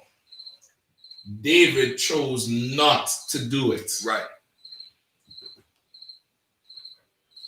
I say unto you, ye resist not evil, meaning you are not resisting the evil. Right. Like to a regular person, the evil thing is what? To kill. No, in this situation with Saul and David. What's the evil thing? For David to kill Saul. The evil thing is Saul pursuing David. Right. That's what everybody says is evil. Right. Right? Everybody is agreement. Right. What Saul was doing was evil. And it was evil. Right. He was evil as hell. He hated his brother without cause. Right. David resisting the evil would be to go kill him. Right. You understand? Right. But what people would look at is David killing him would not be evil. Can you say it again, sir? Okay. It was heavy. It went right over my head, sir. I just need to just retire and let you teach you down class. No, lying, sir. You telling this story. God. Tell the story to a kid. God. Somebody come and throw your lunch on the ground. What do you do? Punch him in the eye. Right. What if I tell you, and why would you do that? They'll say, because they threw my lunch on the ground. So I have to do something back. What if I say to you, don't do nothing back? What anybody listening to you would say? You're stupid. Right. That's not, you're not resisting. Right. You get the point?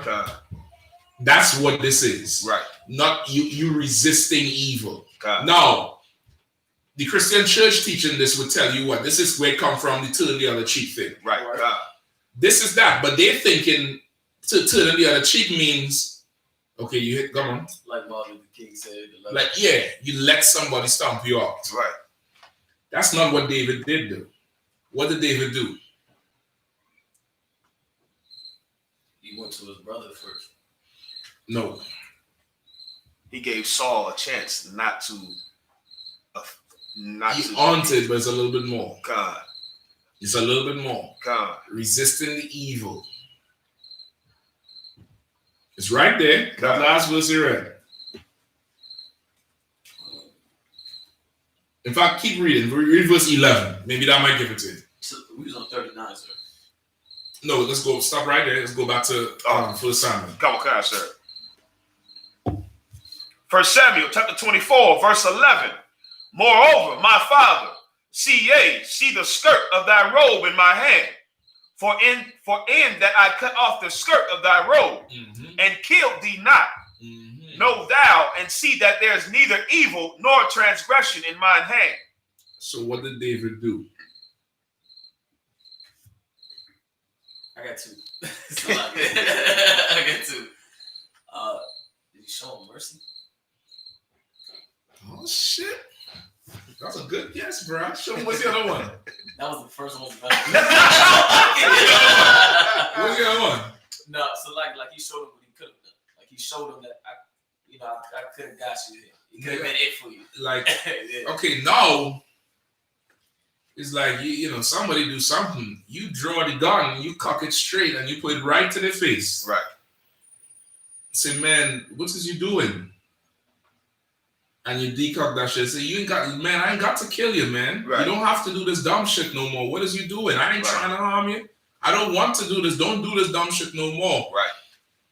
This person knows you have the full out ability to do something to them. You're not no punk. And you could hurt them. Right. And then you choose not to.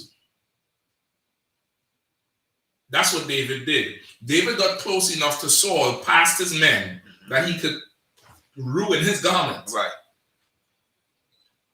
Which means he could have killed him. Right. So he's holding up this piece, and then Saul looked down and see, God damn, this nigga could have killed me. Right.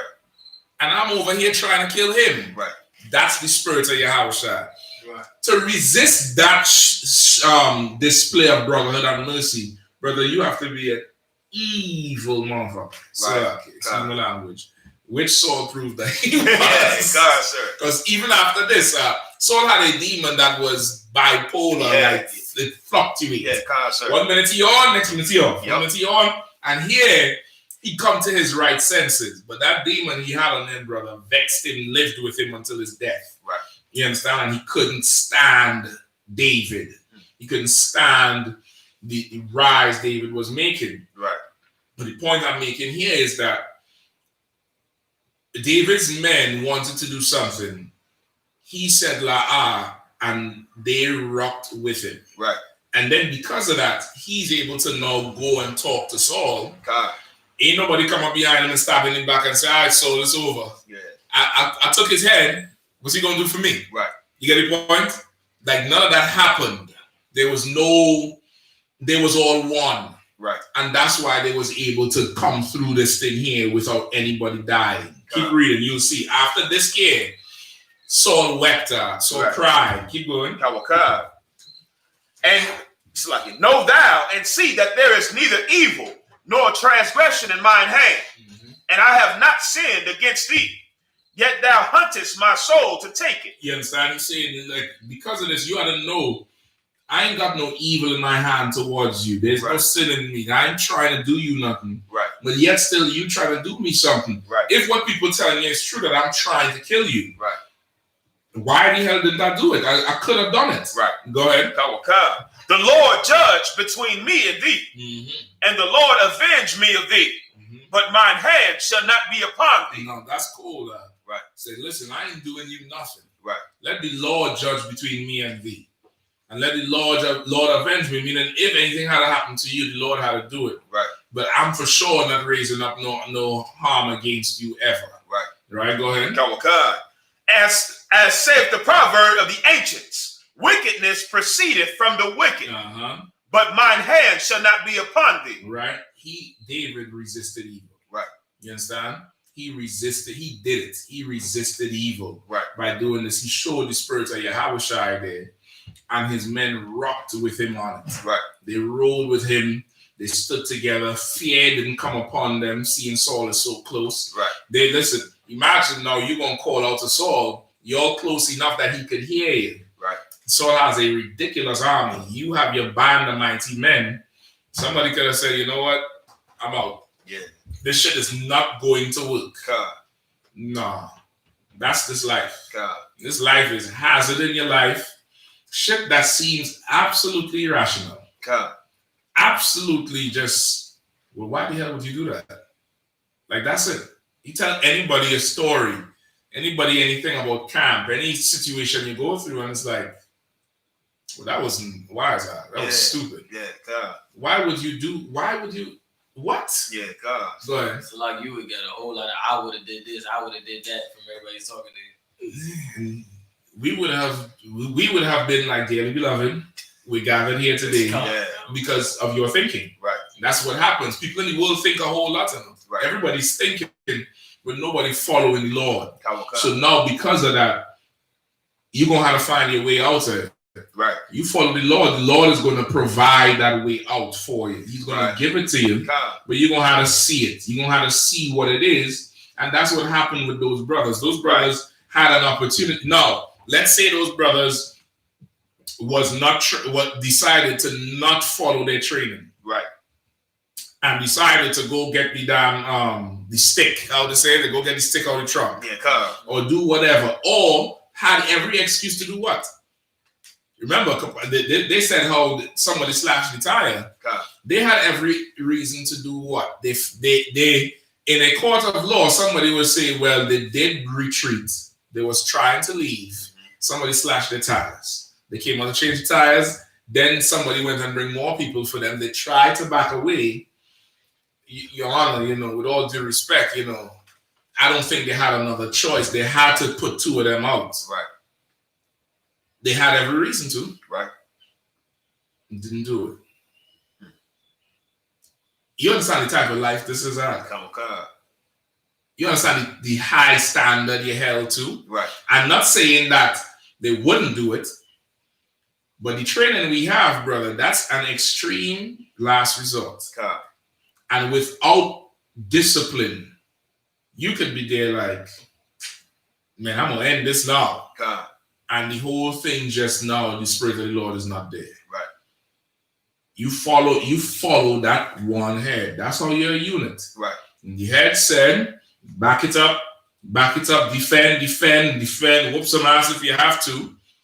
Defend, whoop some ass if you have to. Ain't nobody is laying dead on the ground. Right. You understand? Come on. Now think about these brothers had no weapons. Right. No knife, no mace, no taser, no 9mm. That's what the cops use, right? 9. They don't use 45, right? They use 9. Yep. They use 9s, right? Yeah. No batons. Right. And was in a perfect opportunity for standing ground. Right. And there's no funeral. But these cops out here, brother, with all the resources, all the options, not even retreating, and we got to get put to death. I think they had to hand Kentucky over to the Super 8. Yeah, God. The Super 8, the Kentucky 8. Right. You understand? Like those are the men who need to be in charge because there's no cowards there. Right. Like I remember the scriptures say perfect love casteth out fear. That's There's no fear in love. Give me that. What? It was 1 Corinthians 6 or 2 Corinthians 6, something like that. Give me that. There is no fear in love. You get the point? Like there's a lesson to be learned from what those brothers did this weekend. Right. There is a lesson to be learned. You understand? The training is brotherhood. Sticking to the training is brotherhood. Okay. Understanding the authority and the rank in that situation. That is brother. That's probably as bad as it gets. Yep. That is possibly as bad as it gets. Right. And there's no funerals? Right. Like they're waiting on the verdict for Breonna Taylor right now. They could have had 3 more people to bury, 4 more, 10. God. Rightfully standing your ground. Like that old white boy in Wisconsin. Yeah. They saying he ran. God. And the mob chased him. And he had nothing else to do but to shoot. Right. These brothers, come on. God, sir. And didn't kill nobody? Right. And could have? Right. God. Oh my God. Well, what training is these guys getting that the police force isn't? Right. What preparation? The preparation to lead black people. That's the preparation. Right. The preparation that when you consider the act. That's the type of preparation we get. That's the type of training we get in here. And it requires such discipline, brother. That's right. Such immense left. That's right. And you ain't just caught up in busting somebody's face right. that you now could back up and go left. Brother, that whole thing, brother, probably looked like straight up and down, some choreograph. Yeah. What's the devil who make all them bad action movies. Quentin Tarantino? No, not him. He's a psychopath. I seen something with him the other day where what the hell was the damn show? Some of the movies he directed where the broad,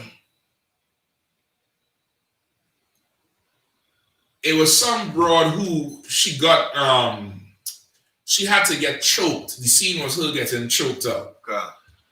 And he directed it. There's a part in the damn show where the camera is from the broad's point of view. Right. So you see the person choking her. Right.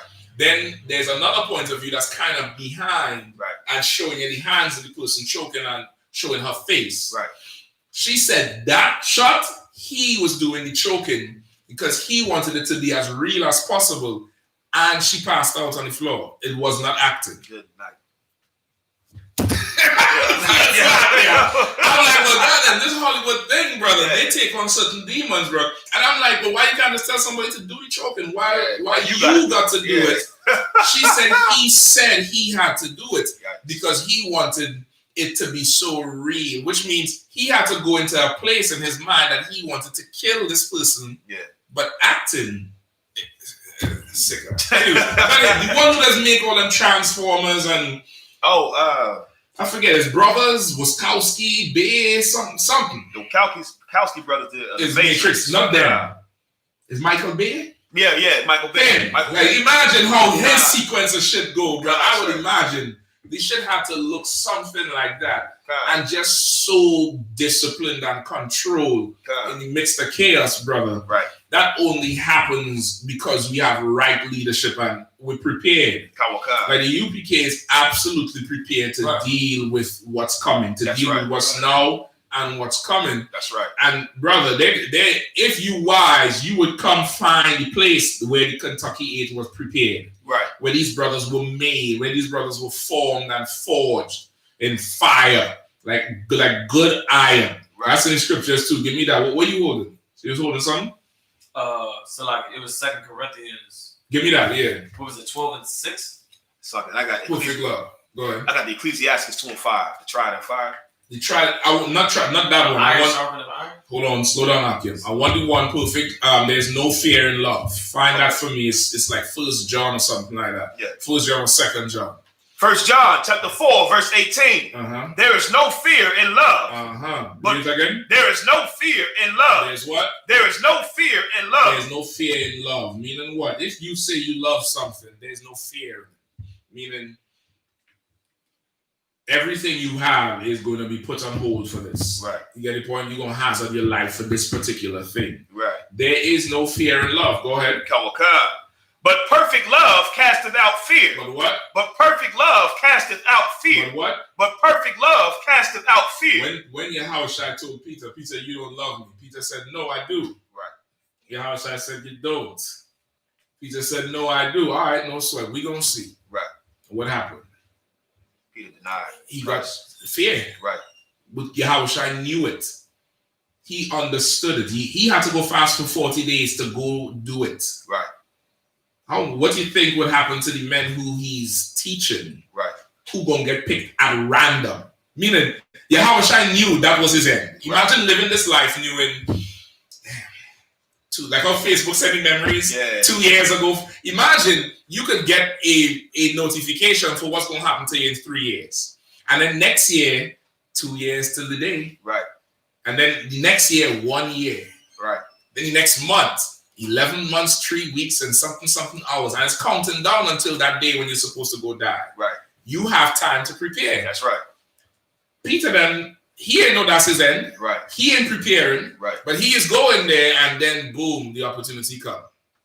What's he gonna do? What's he gonna do? What's he gonna do? And I'm not knocking him. I'm not saying, I'm not trying to, stunt on him or clown him or nothing. This is a teaching moment to show what could be required of you. And Peter was tested and he failed his test. Right. And that's what Yahushua was telling him. Saying, brother, you think you love me, but you don't. Right. You absolutely don't, because the time gonna come for you to prove it, and you're gonna be found wanted. Right. And Peter understood it then. And he was better for it after. Right. Once the whole thing passed and he regained his strength, all of them, they understood it. Remember, when they rolled with Christ's whole journey was like 3 years. When I say journey, I don't want to say journey, make it sound Christian. His work in the Lord was 3 years. So now, the men he's rolling with, think about 3 years where you are in truth. And he took these brothers from off the street, fishing, whatever. You know, it's down like troopers or young officers he rolling with. And he's, you know, he understands things they don't. He's prepared for this his whole life. He's not settling for, you know, that's good enough. That's the best he could do. They're going to die doing it. Right. Die doing. That's the king we serve. Right. You know what I mean? Everybody's like, get rich or die trying. They love it. That's the spirit. That's the spirit. How many people actually die trying to get rich?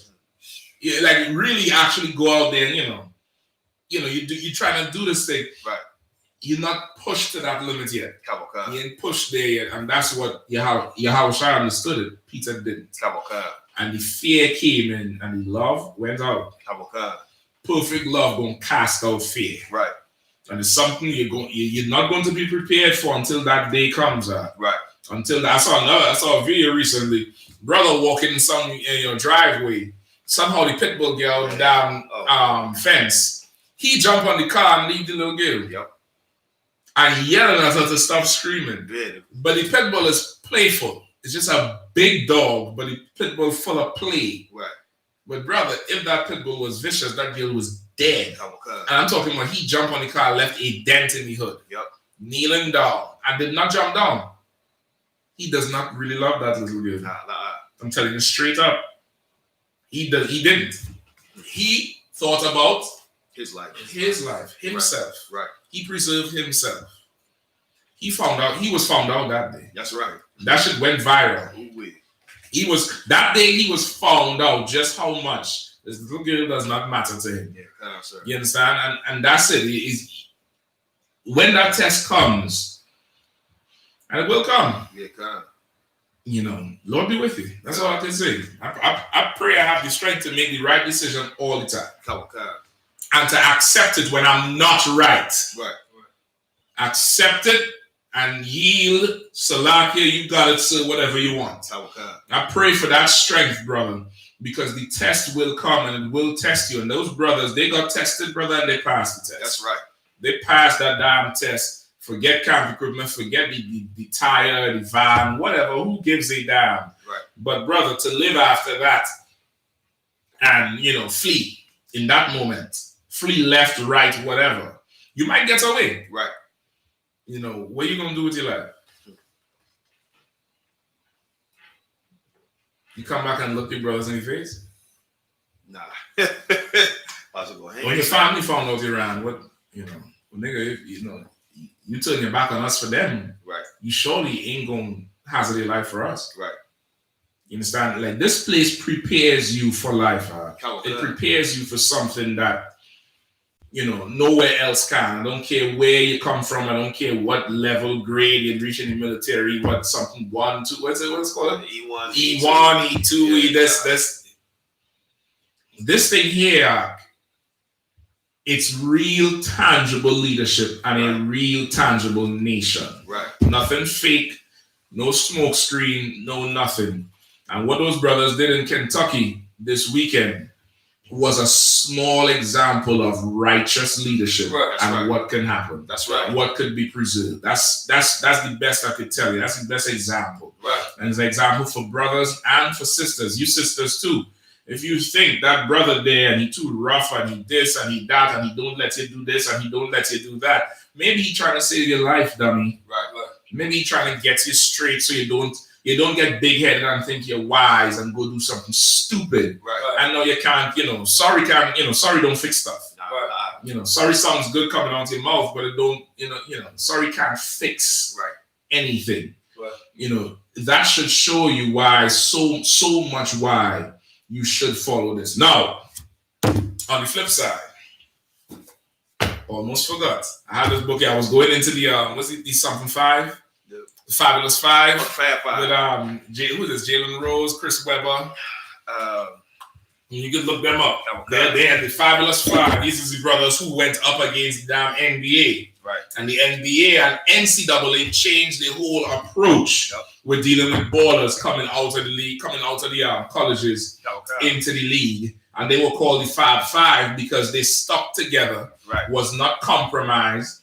They tried to break them up.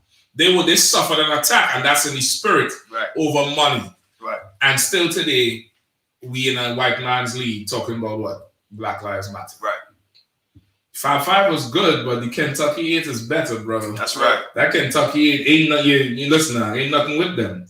Give me the Maccabees. You found the names yet? Yeah, come on, sir. Go ahead, tell me about them. The Fab Five consisted of Chris Webber and Jalen Rose, Jawan Howard, Jimmy King, and Ray Jackson. All right. Anything else on them? The Fab Five were the first team in NCAA history to compete in the championship game with all freshman starters. Their trend-setting but controversial antics on the court garnered much attention from the media. They are the subjects of the Fab Five, which was the highest-rated ESPN Films documentary ever produced. We're one of the featured teams in the 2 highest-rated NCAA men's basketball championship games. It's a lot. And that's about it. These brothers, they stuck together and they understood that the NBA was making so much money, or the NCAA, right? NCAA was making so much money off of young players. Right. They decided that they are not going to split up because I think they went to the same high school, right? It is not the same. I believe they knew each other before and they was going to get split up, and they decided to not be split up, but each one of them using their influence and their power to benefit the whole group. Right. And they decided to not take individual scholarships, but whoever had to take them as a package. Right. And that was never before heard of. And NCAA said that's the last these niggas gonna do with that shit. We're gonna break them up earlier. We're gonna separate them earlier. And this is more ingredients to how you get your superstars. Right. You know what I mean? Just think about it. In LeBron in high school, how good was he? To play on a team with him, you had to be good. Right. Where those other players? You get the point? Right. Like every star has players he played with through high school and college. Where are those? It's America's system of only the strongest survive, but that one is the superstar we take and we just put pawns around him. They do it, they call them franchise players. That's the reason they do it, because he's the number one. He don't have to work so hard. He gets everything, and everybody else is expendable. It's isolating, so there's no unity. There's no sort of, you know what I mean? There's no, I feel for you, compassion, brotherhood. Now we separated, so I could do what the hell I want to these niggas once you remain king. You get the point? That's I.S.U.P. Give me first Maccabees chapter 5.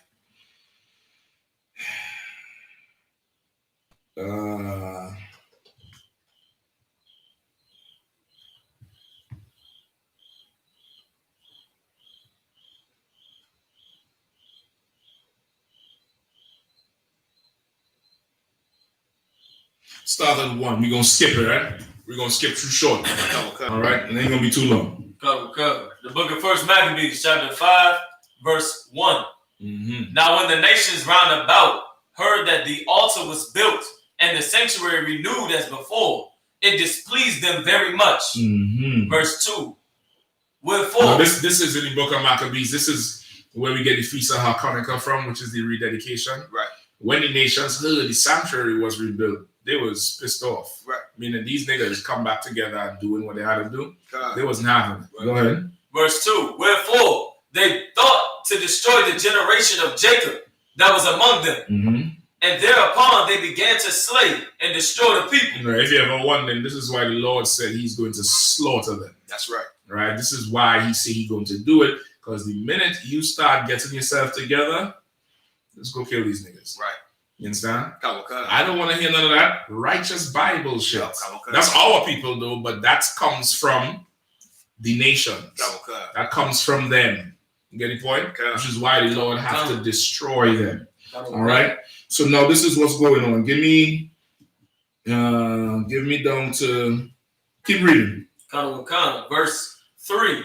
Then Judas fought against the children of Esau in Idumea at Aratim, because they besieged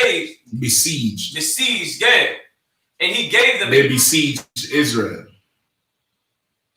Because they besieged. So like it says Gael. Yeah, mine say Gael too. Okay. I don't know what you are. That's why I don't get into none of technology.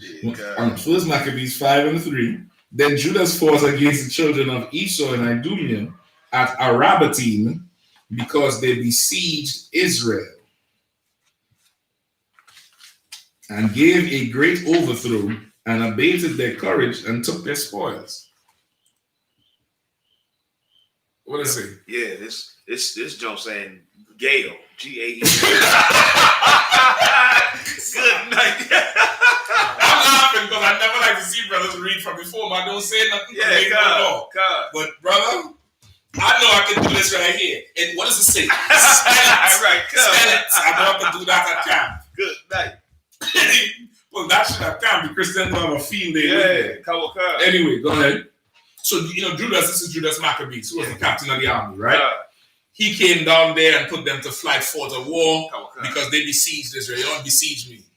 Sir. Surround the place. Right. Lock it off. Right. You know what I mean? Go ahead. And he gave them a great overthrow and abated their courage. And abated their courage, meaning what?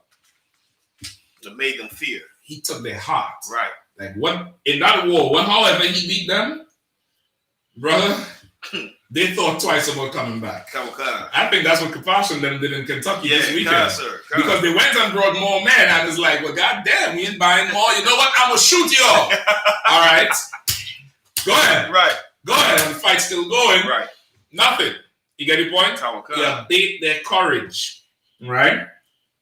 And took the spoil. What's another word for that? Discourage. Discourage, right. Like encourage means to give a person courage. Right. Discourage means to take away their courage. That's Go right. ahead. And took the spoils. Verse 4. Also, he remembered the injury of the children of Beam, who had been a snare and an offense unto the people. And in that they lay in wait for them in the way. That's what they would do to us. Right? He remembered what happened to the children of Beam, meaning these children of this place, or this, I'm sure if it's a place or a certain family, but how the heathens would lay wait for us as we move in through our place. Right. And slaughter. And if you know anything about the heathens, who do they always slaughter? The women and children, the weak. The weak. Right. The children. Just like how they kill young brothers in the street. That's right. And all that cop, that big old 6-something cop, I can't even watch that tape. Young boy who had his hair pulled back. He's so young, it looked like a little girl. Yeah, concept. And twist him up his face, don't twist his hand up. And when he interviewed the boy, what the boy say? He said, it's my fault. I should have listened to him. Brother, that's his side. That's I.S.U.K. Right. You understand? He's not doing that to LeBron. Nah. But he goes to the young, the weak, the person who he could do it to. Right? He's such a goddamn punk. Right. Right? Go ahead. Verse 5. He shut them up, therefore, in the towers, and encamped against them, and destroyed them utterly, and burned the towers of that place with fire, and all that were therein. Now you see why they took out the Apocrypha from the Bible. Right? Now you see why the Catholic Church took it out, right? This nigga here, this Negro, this Judite here, who they hate. Right. Imagine Judas Maccabees today. I imagine some nigga like Boosie, some kind of annoying nigga who nobody likes. Like nobody, Kodak. Like, I burnt you up properly, right? In that properly tower. You get it? I imagine somebody who America would hate who's black, but just so black, a public enemy. Right. That just so, just too nigga. Yeah. Just way too. You got just too much nigga in you. Yeah. We need to do Allen Iverson. Yeah. What's the other one who used to choke the coach from New York? He used to have the braids, the S. Is he used to be Stephon Marbury? Oh boy. Sprewell. Sprewell. Yeah. He could play some more. But boy, the nigga got off the court and grabbed his Bundy. I forget the coach's name. And choked the goddamn coach, brother. Right. It was the end of Sprewell. I remember them days. Everybody wanted that Sprewell braid because he was such a radical. I imagine somebody like that with Maccabees who just grew up with a strong man in the house to give him morals, and he's willing to fight for it. That's right. Brother, these heathens who was killing us, whatever tower they had, whatever strategy he puts in place, they ran into that tower for cover. Right. And if you know anything about warfare, high ground is good ground. Yeah, come. So they're probably up there thinking it's good. Judas turned up the damn heat on them and enclosed them in the tower and light that bitch on fire. That's right. The Catholic Church said, take that out. Yeah, it's got to go. This got to go. If they see this in here and the Lord say he didn't sin, right, this is going to be a problem when you're raping them little babies. That's right. Because we have plenty towers in the Catholic Church. That's right. You understand? I don't want to be built. Take it out. Take it out. You get the point? Judas did a whole ton of battling. This whole thing there is just listing all the wars he did. And there was a ton of fame attached to him because of his victories. Right. All right. Now skip me down to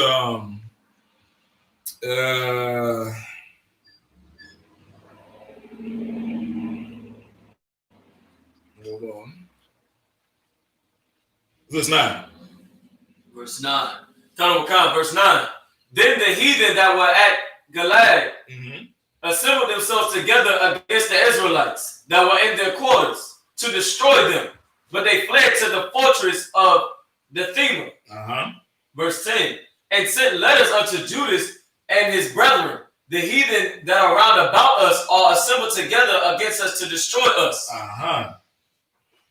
Verse 11. And they preparing to come and take the fortress whereunto we are fled. Demetrius being captain of their hosts, come now therefore and deliver us from their hands, for many of us are slain. Right? So these heathens took over a certain part of the Israelites would. Right. And they fled for, to be safe. For safety, they're getting overrun. Right. They rolled out. Not that they were cowards, it's just, we can all die here. This don't make no sense. We could regroup, right? It's different from fleeing because of a coward. Right. So they roll and they set them for backup. Shit getting rough. You know what I mean? Hold on a second. Shalom, sir. You got you talk that? No stress. Oh Lord.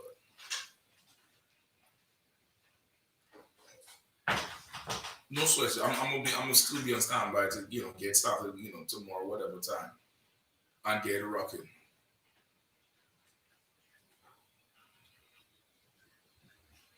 Yeah.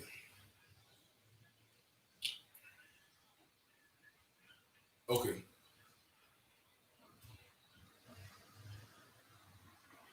Yeah, either way, however you want to do it, so for sure I'm gonna be, on standby to rock. However, whichever way you want to do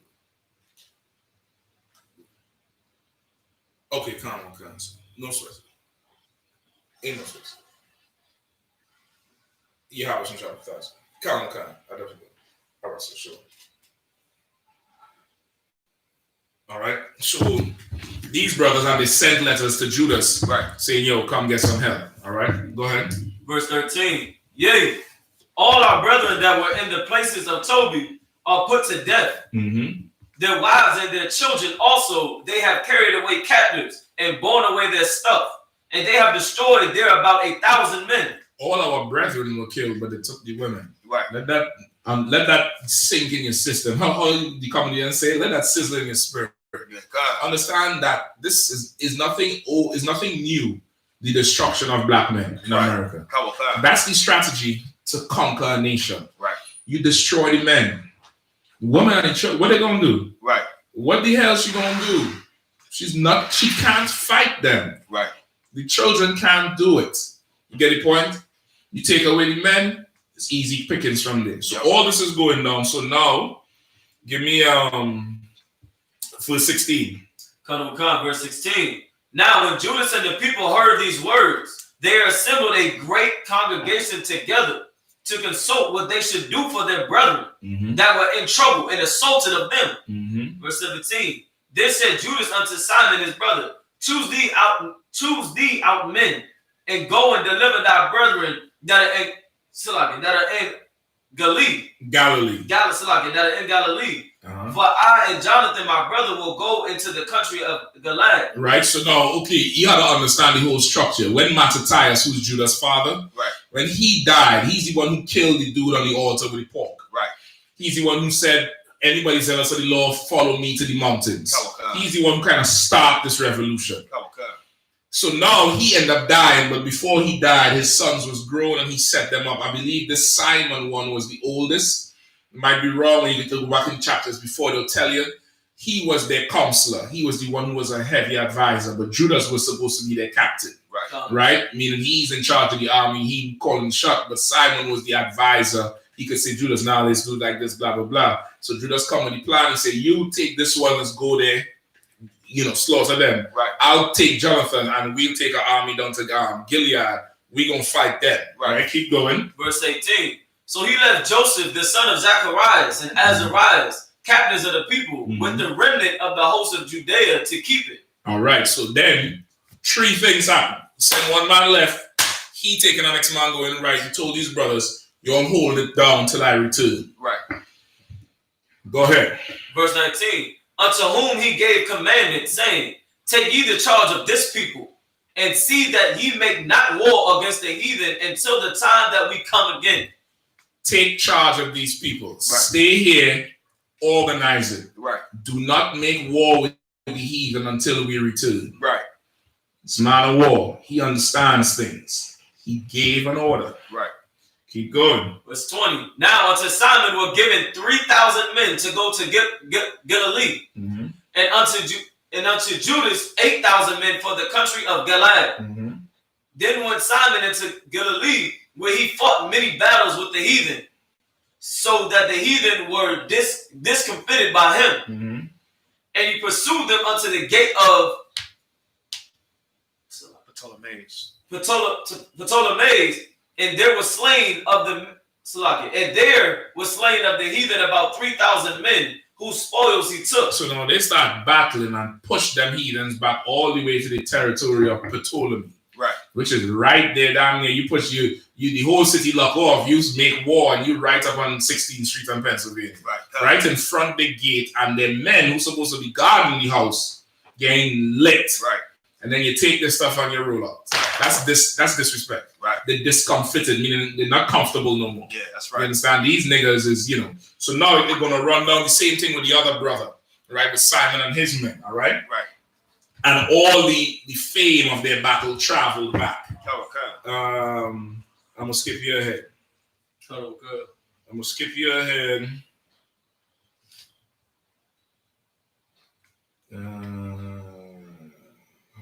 Hold on.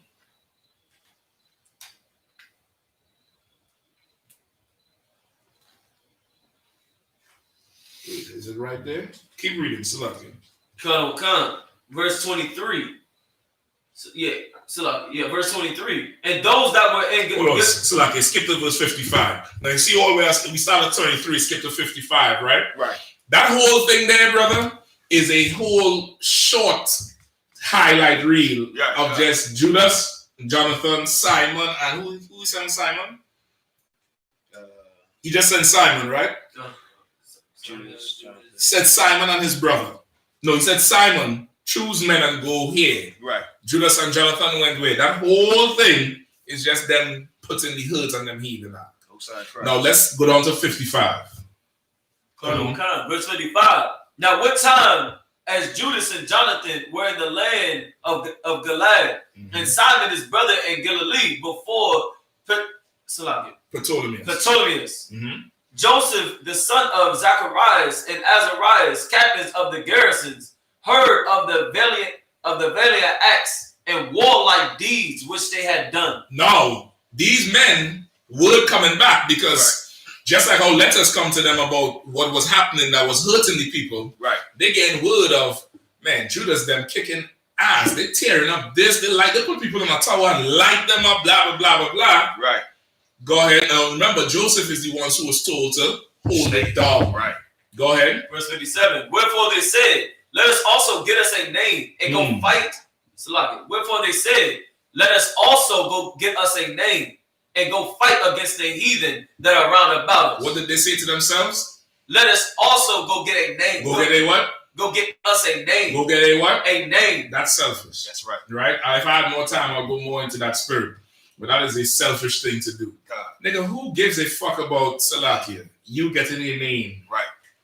This is a job. That's right. The man Who sweeps or mops the bank floor overnight? Nobody knows his name. Right. But let the floor be dirty when you go in there. Right. It's going to be a problem. Yeah, God, sir. Your job is, the job you're assigned to is important. That's right. What happened with Judas and them, that wasn't by his will. This should happen and there had to be a response. Right. This is the response. Occupy till I come back. That's what Judas told them. Right. Do this thing right here. Right. Hold it down. Don't make no war with the heathen. If they make war with you, of course, you know what to do. Right. In other words, don't do what? Don't seek trouble. Don't start no shit. Won't be no shit. Right. Just hold it down. Right. Stay here. I understand it's boring. Watching grass grow, you're a warrior. I get that part. But you're a soldier first. That's right. Follow the orders. Hold it down.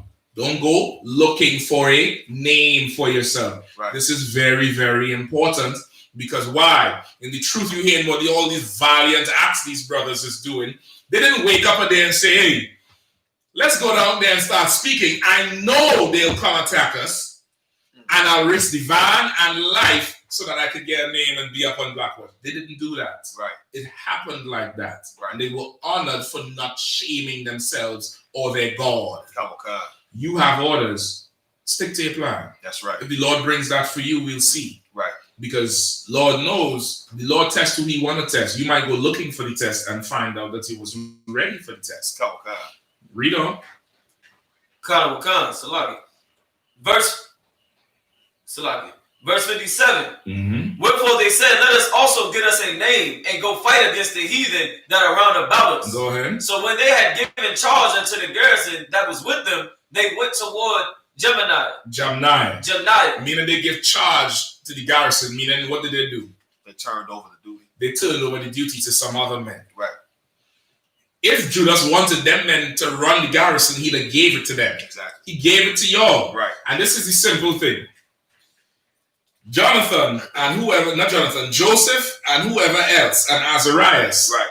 Not one of them said to each other, Judas didn't say to do this. Right. Hey, hold up, we have orders. They both was like, man, let's go get a name for yourself. I bet.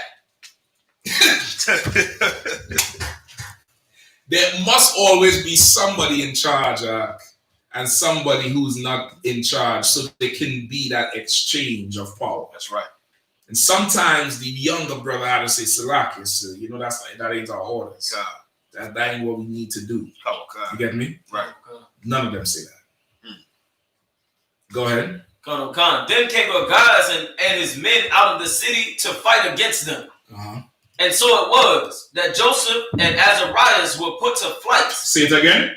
So it was that Joseph and Azarias were put to flight. These heathens came out. These brothers get their ass whooped. Right. And okay, a Christian reading this might think it's two men. If you're in truth, you know what this is. Exactly. God. This is not just two men. Right. Go ahead. And pursued unto the borders of Judea. Not just put to flight, but they took off behind them. Right. All the way back to the borders of the city. Right. You know what that means, Zach? That they imagine somebody ran you off the block straight to your front door. Right. Not a house in trouble. Yeah. If I make it this far. Right. Go ahead.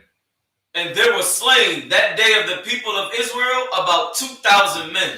Akim, the lives of these men are not yours to play with. That's what I'm going to tell you. Do not play with the lives of these men. They're not yours. Right. They belong to the Lord. That's right. Do not play with the lives of these women. They're not yours. They belong to the Lord. Right. Treat this thing seriously, Akim. Treat it seriously. Right. Things can't go wrong. How to say people follow orders or people die, and I'm not talking about that kind of thing. Yep. It's serious in here. These men broke protocol, broke rank, was selfish in their spirit. Right. And 2,000 men had to die for them to get a name. Now, they did get a name. The name's written right here. Right. For being oath breakers and traitors and undisciplined men. Right. It cost 2,000 soldiers. Right. For us to know that. You understand? Keep going. Verse 61.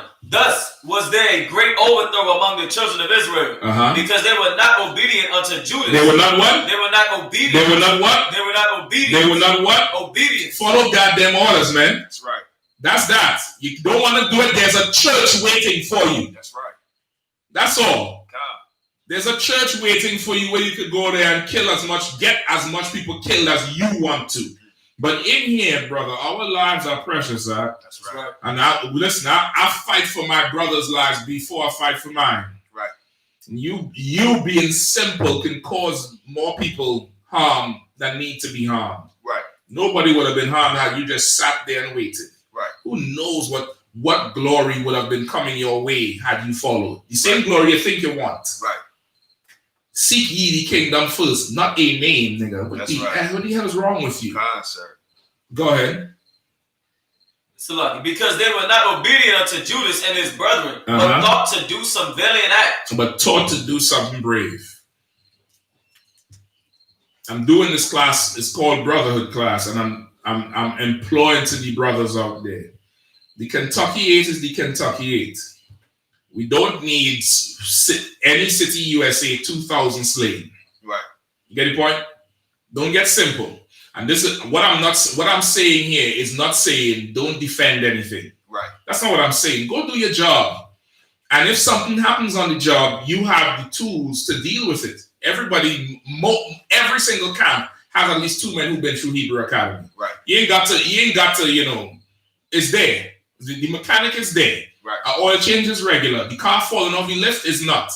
Now, the car fall off the lift and, the mechanic shop gets on fire and the senior mechanic put the fire out and he on the news. Now, your simple ass is like, damn, he on the news for this? Let me go get a name and you go burn down your own shop. Right. Now, the whole, 2 square blocks burnt down because you're an asshole. Right. Do not play with the lives of your men. That's right. We all share and love the glory of that story, brother. But you would know that hearing it is glorious the end, but hearing it you're on edge because your brothers could die. Right. Your brothers could die. Right. Don't go get nobody killed trying to be Kentucky 8. The men in this video are trained professionals. Right. Do not try this at home. You understand? That's right. That goes for in here as well. Follow your orders, man. That's Maintain order. No fission. No division, no nothing. Don't think in your own mind to go and ambition is Satan. Right. You want to go be these guys was ambitious, full of ambition. Right. They wanted all the ambition in the world and got 2,000 men killed. That's their ambition. Let's see where they get checked and then let you all go. Go ahead. 62. Moreover, these men came not of the seed of those. But whose hand deliverance was given unto Israel. Read that again. Moreover, these men came not of the seed of those, but whose hand deliverance was given unto Israel. What does that say? This is cutting them. These men did not come of the seed of who deliverance came by for Israel. It's like saying they wasn't cut from the same cloth. No. Your father wasn't Mattathias, nigga. Right. Shut the fuck up and sit down. Right. You understand? Right. Mattathias got up there and slaughtered this fool and knew the king was coming and said, let's go to the hills. Right. That's who Judas comes from. You understand what it means growing up in a house with him as your father? Right. Now you want to go get a name?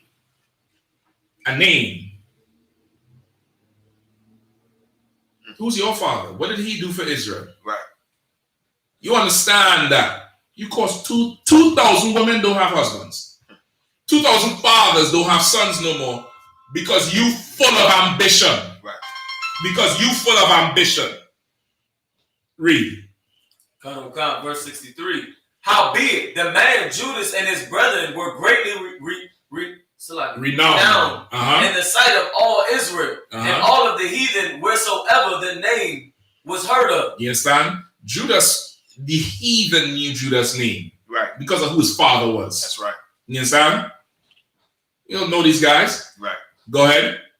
Verse 64. Insomuch as the people assembled unto them with joyful acclamations. Go ahead. Afterward went Judas forth with his brethren, and fought against the children of Esau in the land toward the south, where he smote Hebron and the towns thereof, and pulled down the fortress of it, and burned the towers thereof round about. Now you can stop right there. Listen, when Judas came home, brother Judas heard it. Right. Got angry and went to killing. And went to doing it, Ark. Right. Remember, Ark, we not Esau. Right. Esau going out to conquer and, just subdue it. That ain't our job. Right. We are there to build our nation. The Lord said the gates will be open and they'll bring their resources to us. That's right. You understand? We not like that. Judah's doing this thing to defend his nation. They want to go get a name? No, sir. You got a name. There's lessons to be learned from everything. This is a lesson of courage that these brothers did. They followed orders. Yeah, General Hazard, you see on the phone, he talking to Kapash. Kapash giving him the blow by blow. And now it's like, what to do. All right, go to ground. Go to ground. That's this place. Right. Not, I'm just doing what I want and get a name for myself. That's not this place. Right. These men follow you and do what you say to do. Right. You have a responsibility. These brothers didn't. Do not be irresponsible with the men, with the lives of the men who've been put in your care. Take care of them, correct them, and women, chastise them, raise them up. And brothers, seek the name of the Lord. Who gives a fuck about your name? Right. Who cares about that? Just die nameless. Right. But let the name of Israel live on forever. That pass over. Security announcements. We are the I.S.U.P.K out of 1 West, 125th Street, Harlem, New York, under commanding General YAHANNA. New rules for brothers and sisters. When a new brother or sister comes to the school, they are off limits for 6 months. They are to be saluted only. They are here to share themselves with the world. After 6 months, if a brother or sister has an interest in a particular person, he or she must get permission from the head to speak to a brother or sister. There's another 6 months in which the brother or sister will court each other. After this 6 month period, the brother or sister will get permission from the head to marry. Tithes, which is a commandment. You can find this in Numbers 18 and 21 and Malachi 3, 8 to 10. Means 10th in Hebrew and is pronounced ma'ashara. 10% of every penny of any increase the Lord gives, you give to the Treasury Department or teacher. Priest fund, free will offering for priests. Not mandatory. Whatsoever amount you would like to give. The upcoming Holy Convocation is the Day of Atonement. You can find this the 10th day of the 7th month, Saturday, September 26, 2020. You can find this in Leviticus chapter 23, verses 27 through 32. Remind Akim and Agwati to check on social media such as ISUPK.com, Facebook, Twitter, and YouTube, and so on for I.S.U.P.K events and materials. If a brother wants to be a trooper in the school, he is to start wearing all black, which includes black boots, black shirts, black pants, black hair and a scarf. And with that, I say I might as well mean to stand.